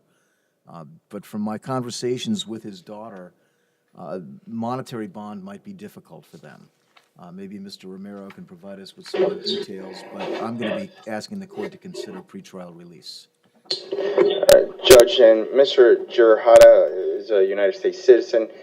He's retired. He gets Social Security. He's on a fixed income, and he gets about $848. He does live with his daughter. So, my understanding, Judge, this is his first contact with the criminal justice system. I don't think, in speaking to him and hearing from his daughter, I do not have any sort of fear that he is a flight risk. Judge, I'm going to be asking for the court to consider releasing Mr. Jurhata straight ROR or in the alternatives on standard pretrial release. Mr. Lynn, can you verify background? He has no criminal history, Your Honor. That being said, I am going to be requesting a $2,500 bond and no victim contact. My concern here is, and I know a lot of you, so far you've been told a lot about the allegations, but the fact remains, whatever started this incident, it wasn't violent until Mr. Jurhata turned it violent. And that's according to independent witnesses and surveillance video, which are undeniable. This isn't just coming from the victim's version of events. We have an 84-year-old victim, and looking at the addresses, they live relatively close to one another. And while he didn't have any marks on his face, I don't know what happened to him, and should it happen again, there's a reason why the legislature makes it an enhanced offense when there's a victim over the age of 65. I do think some bond is appropriate to ensure that Mr. Jurhata stays away from Mr. David and that there is no further violence. Okay, the court's going to go ahead and find probable cause. Bond will be set at $1,000, and he will be ordered for pretrial release. Sir, you're not to have any contact with the victim, either direct or indirect. Do you understand? Yes. Okay, and you must remain at least 1,000 feet away from this alleged victim. Do you understand? Judge, I know, as Mr. Lunder pointed out, I believe they live on the same street about 3 houses away. I don't know if that distance is within the 1,000 feet, because I don't know the. Let's check with Mr. Lynn. Frankly, I'm not even necessarily, I don't know that there has to be a distance requirement, because that can get he just has no direct contact whatsoever with this person. Okay. No speaking to him, no physical contact. If sees him on the same side of the street, he goes to the other side of the street. Okay, that's what we'll do then. Okay. Thank you, Judge. Thank you, Your Honor. I don't think so. All right, good luck. Yes. Thank you. Colville Brown?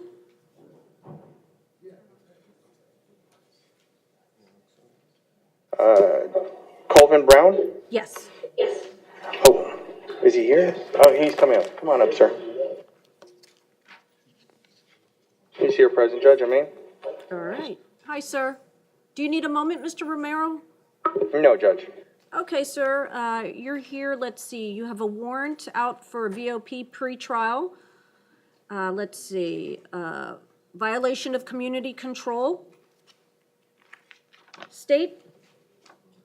Your Honor, based on the warrant that was signed by Judge Porth on charge 3, I'm not making any requests. All right, Mr. Romero.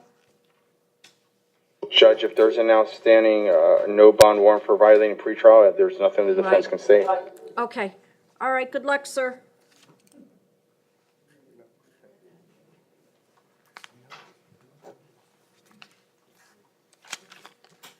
Christopher Connolly, Edie.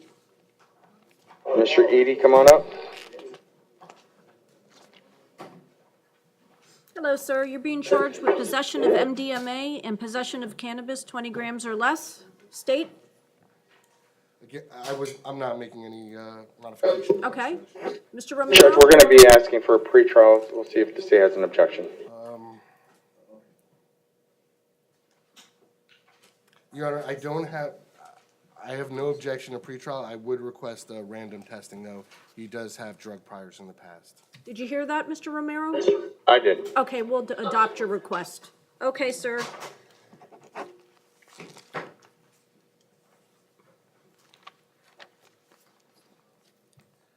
Anthony Norris Archie?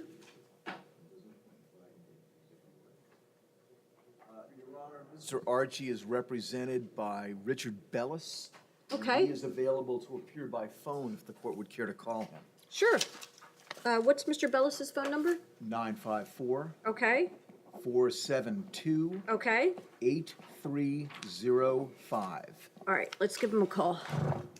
And, Your Honor, if I could be heard before the court makes any PC determination. Oh, of course, of course. No, I am. Yeah. I'm just letting the judge know. Absolutely, absolutely.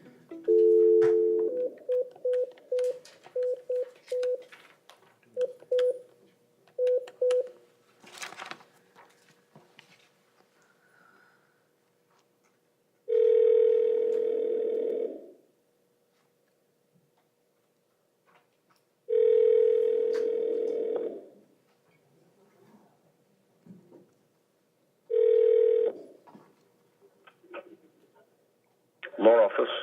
Hi, is this Mr. Bellis? Yes. Hi, it's Judge McCarthy. I have you on speakerphone.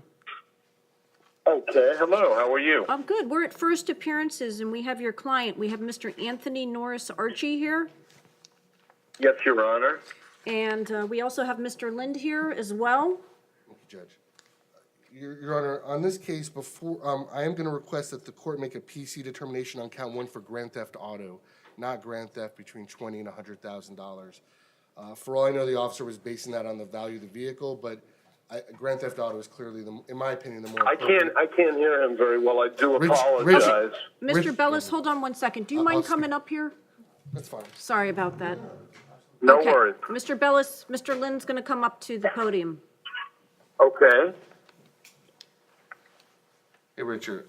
I'm just asking the judge, he was charged with grand theft second degree between $20,000 and $100,000. It involved a car. I'm asking the judge to find probable cause for grand theft auto, third degree.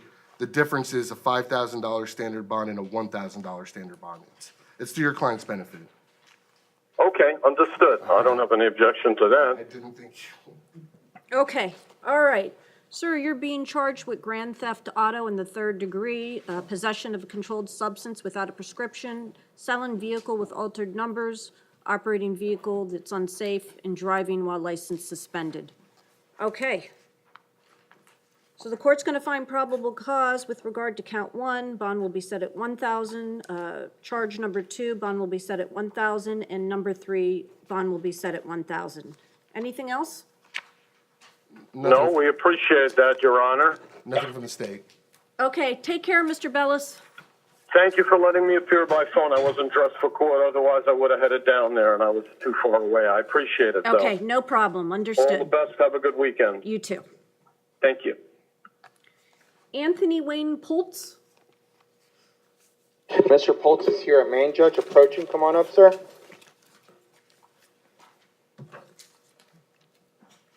Hello, Mr. Pultz. You're being charged with petty theft, second degree, first offense, criminal mischief over $1,000, and reckless driving, first offense. State? Your Honor, I'm going to ask that the court keep the bond on count 2 in place in order no return to the incident location, the Marathon gas station at 4353 North Ocean Drive in Lauderdale by the Sea. I am concerned about the allegations. I would also note, it appears Mr. Pultz has no ties to the community. The PC affidavit shows a Texas address. It's shown at large on the booking, and he has a lengthy criminal history both out of the state of Texas. He has a lengthy history out of the state of Texas, and it involves, from what I can tell, criminal mischief. He was just convicted last December in Texas for criminal mischief. Terroristic threats, domestic violence, violating a protective order, which also is a cause for concern, as I imagine the court is going to be issuing a no-contact order in this case. Okay. Would this be a good case for Judge Lerner Wren? It's a felony. At this Oh. point in time, it's a felony. Okay, all right. Mr. Judge, Romero? Mr. Poltz is requesting the court consider releasing him ROR. Okay, the court's gonna go ahead and find probable cause, and I'm gonna adopt the state's recommendations with the bond, with number 2 for 500. And Your Honor, just ask for no contact, no return. Yes, and sir, you're to have no contact. What was the name of the business again, Mr. There's Lynn? a Marathon gas station. Okay, sir, you're not to go back to that Marathon gas station, do you understand? Yes, ma'am. Okay, Judge, excuse me, yes. Anthony Archie, I believe you have reduced count 1 to 1,000, and his bond is posted. Okay, If we put, it's either gonna delay his release because the bond has been posted. so tell me what, 5,000. okay, Leave it at. we'll leave it as is then. Okay. Maine's bonnet?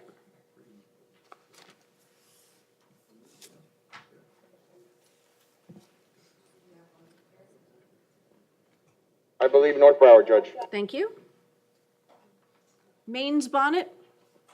Yeah, I know, he's been a reset for multiple, and probably again. That court, Your Honor. Pardon me? That court, Your Honor. Bonnet. Yeah. Court. Just has to be reset for tomorrow. Okay, we'll reset that for tomorrow. Okay, that one will get reset, thank you. Tajoff Jackson? Judge, he is here at Maine, and I've asked Mr. Jackson if he wanted to apply for public defender. He's told me on 2 different occasions no. My colleague has also asked, and at this time, he's declining the public defender's office, Judge. Okay, sir, is that correct? Yes, ma'am. Okay, you don't want to use Mr. Romero's services today? I mean, all right. So what if I use you? If you still want to hire a private attorney in the future, that's still your right. You can still do that, like I told you 2 prior occasions. You want to do that, yes or no? Yes, sir. You do? Okay, perfect. Mr. Romero, you, do you Judge. want a moment to speak with him? One brief second so I could just let him know what to expect. Okay, okay.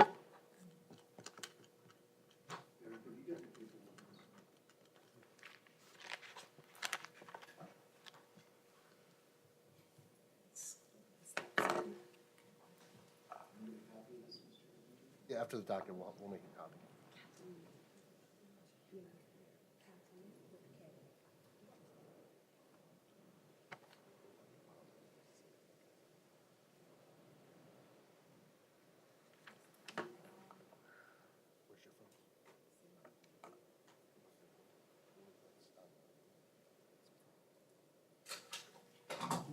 Thank you, Judge, for giving me that opportunity. Oh, thank you, Mr. Romero. Okay, sir, you're being charged with murder premeditated, state? I just have a moment, I just want to give Mr. Reedy an opportunity to read through the affidavit. Okay.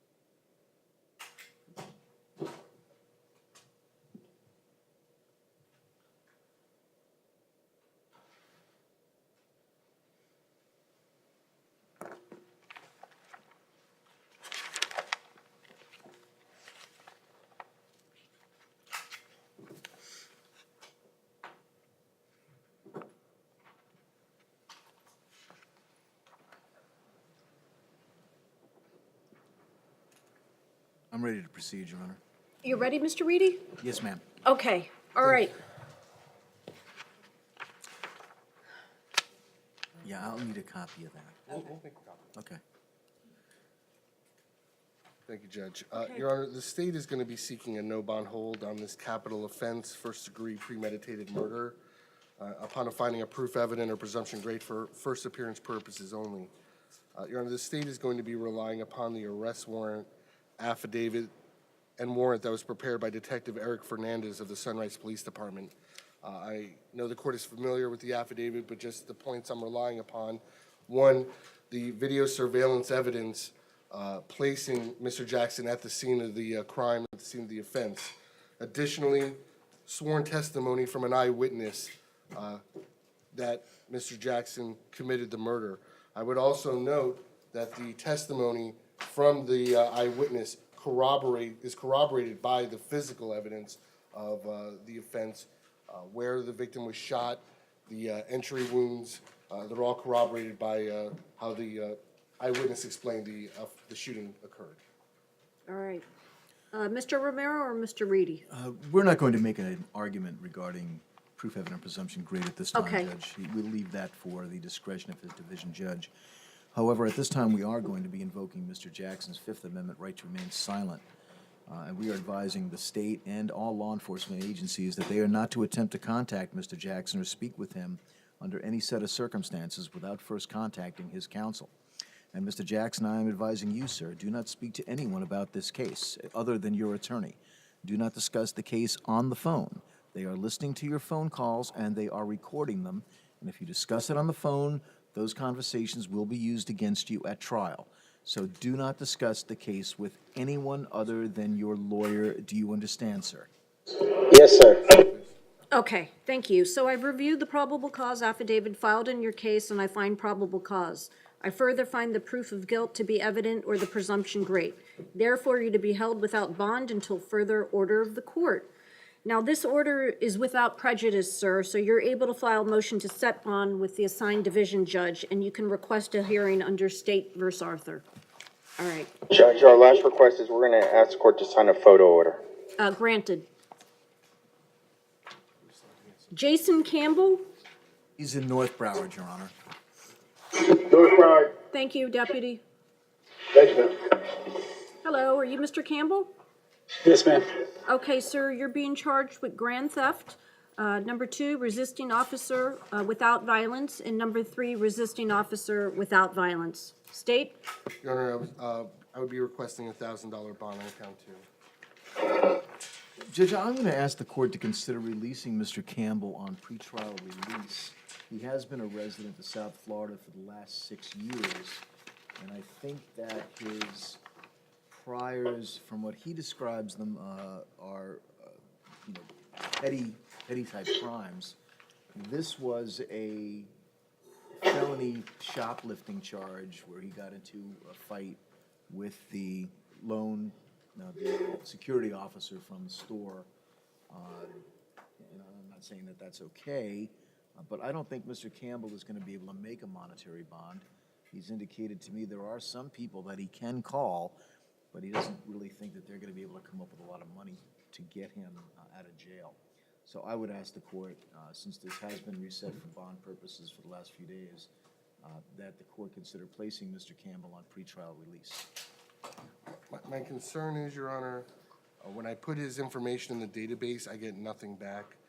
There's no social security number here. I don't know anything. I can't corroborate anything about Mr. Campbell. I'm showing an at-large address on his booking and his PC affidavit. It wasn't just him struggling with the loss prevention. He also physically resisted the arresting officers as well from Broward Sheriff's Office. Sir, where do you reside? I'm actually homeless at the minute, ma'am. Can you hear me? Yes. Okay. All right, I'm going to go ahead and the court finds probable cause and will release you on standard pretrial. Okay, you need to report on Monday to pretrial release, okay, Jason? I If you sure don't, will, there'll be sir. a warrant issued for you. I will be there. Okay. Thank you, ma'am. Okay, sir, Thank you. once Thank you you, get Your Honor. sir, once you get an address, I want you to file a notice of your address with the court, or give it to your lawyer, rather, okay? Yes, ma'am. All right, Yes, good luck. yes, Your Honor. Thank you. Jamil Travis Jasmine? You let me know? I believe medical loan, Judge. Okay.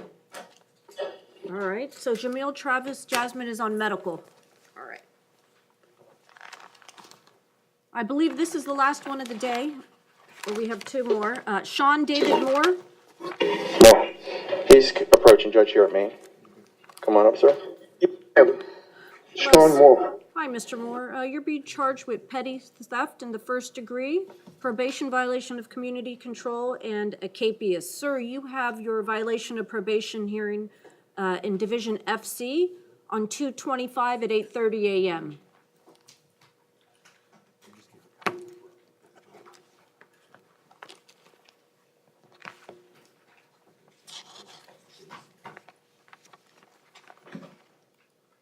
Malcolm Jamar, Daryl Alford. Your Honor, may we Go ahead, approach? sir. Pardon me? May we approach to provide you some paperwork, please? Yes.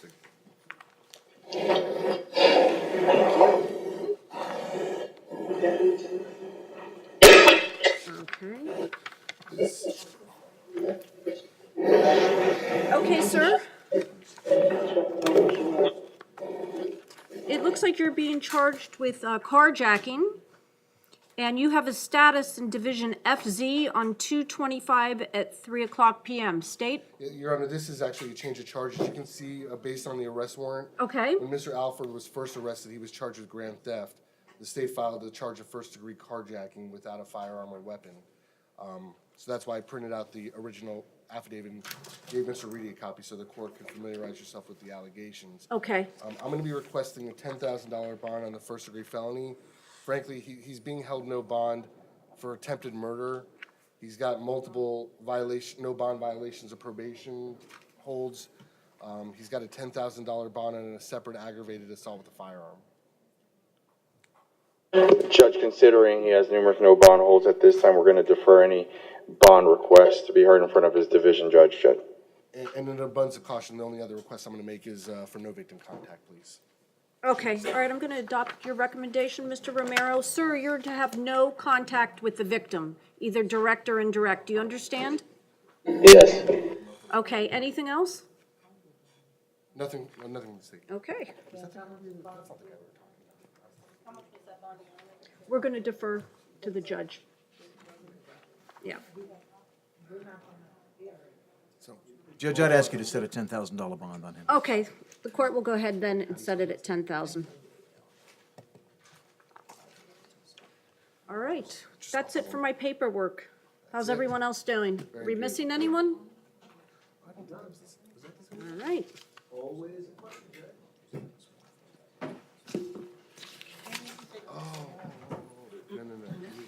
No, he's going to be this afternoon, I believe.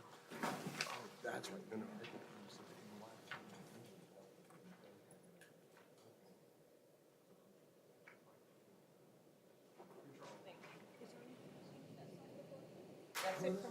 Okay.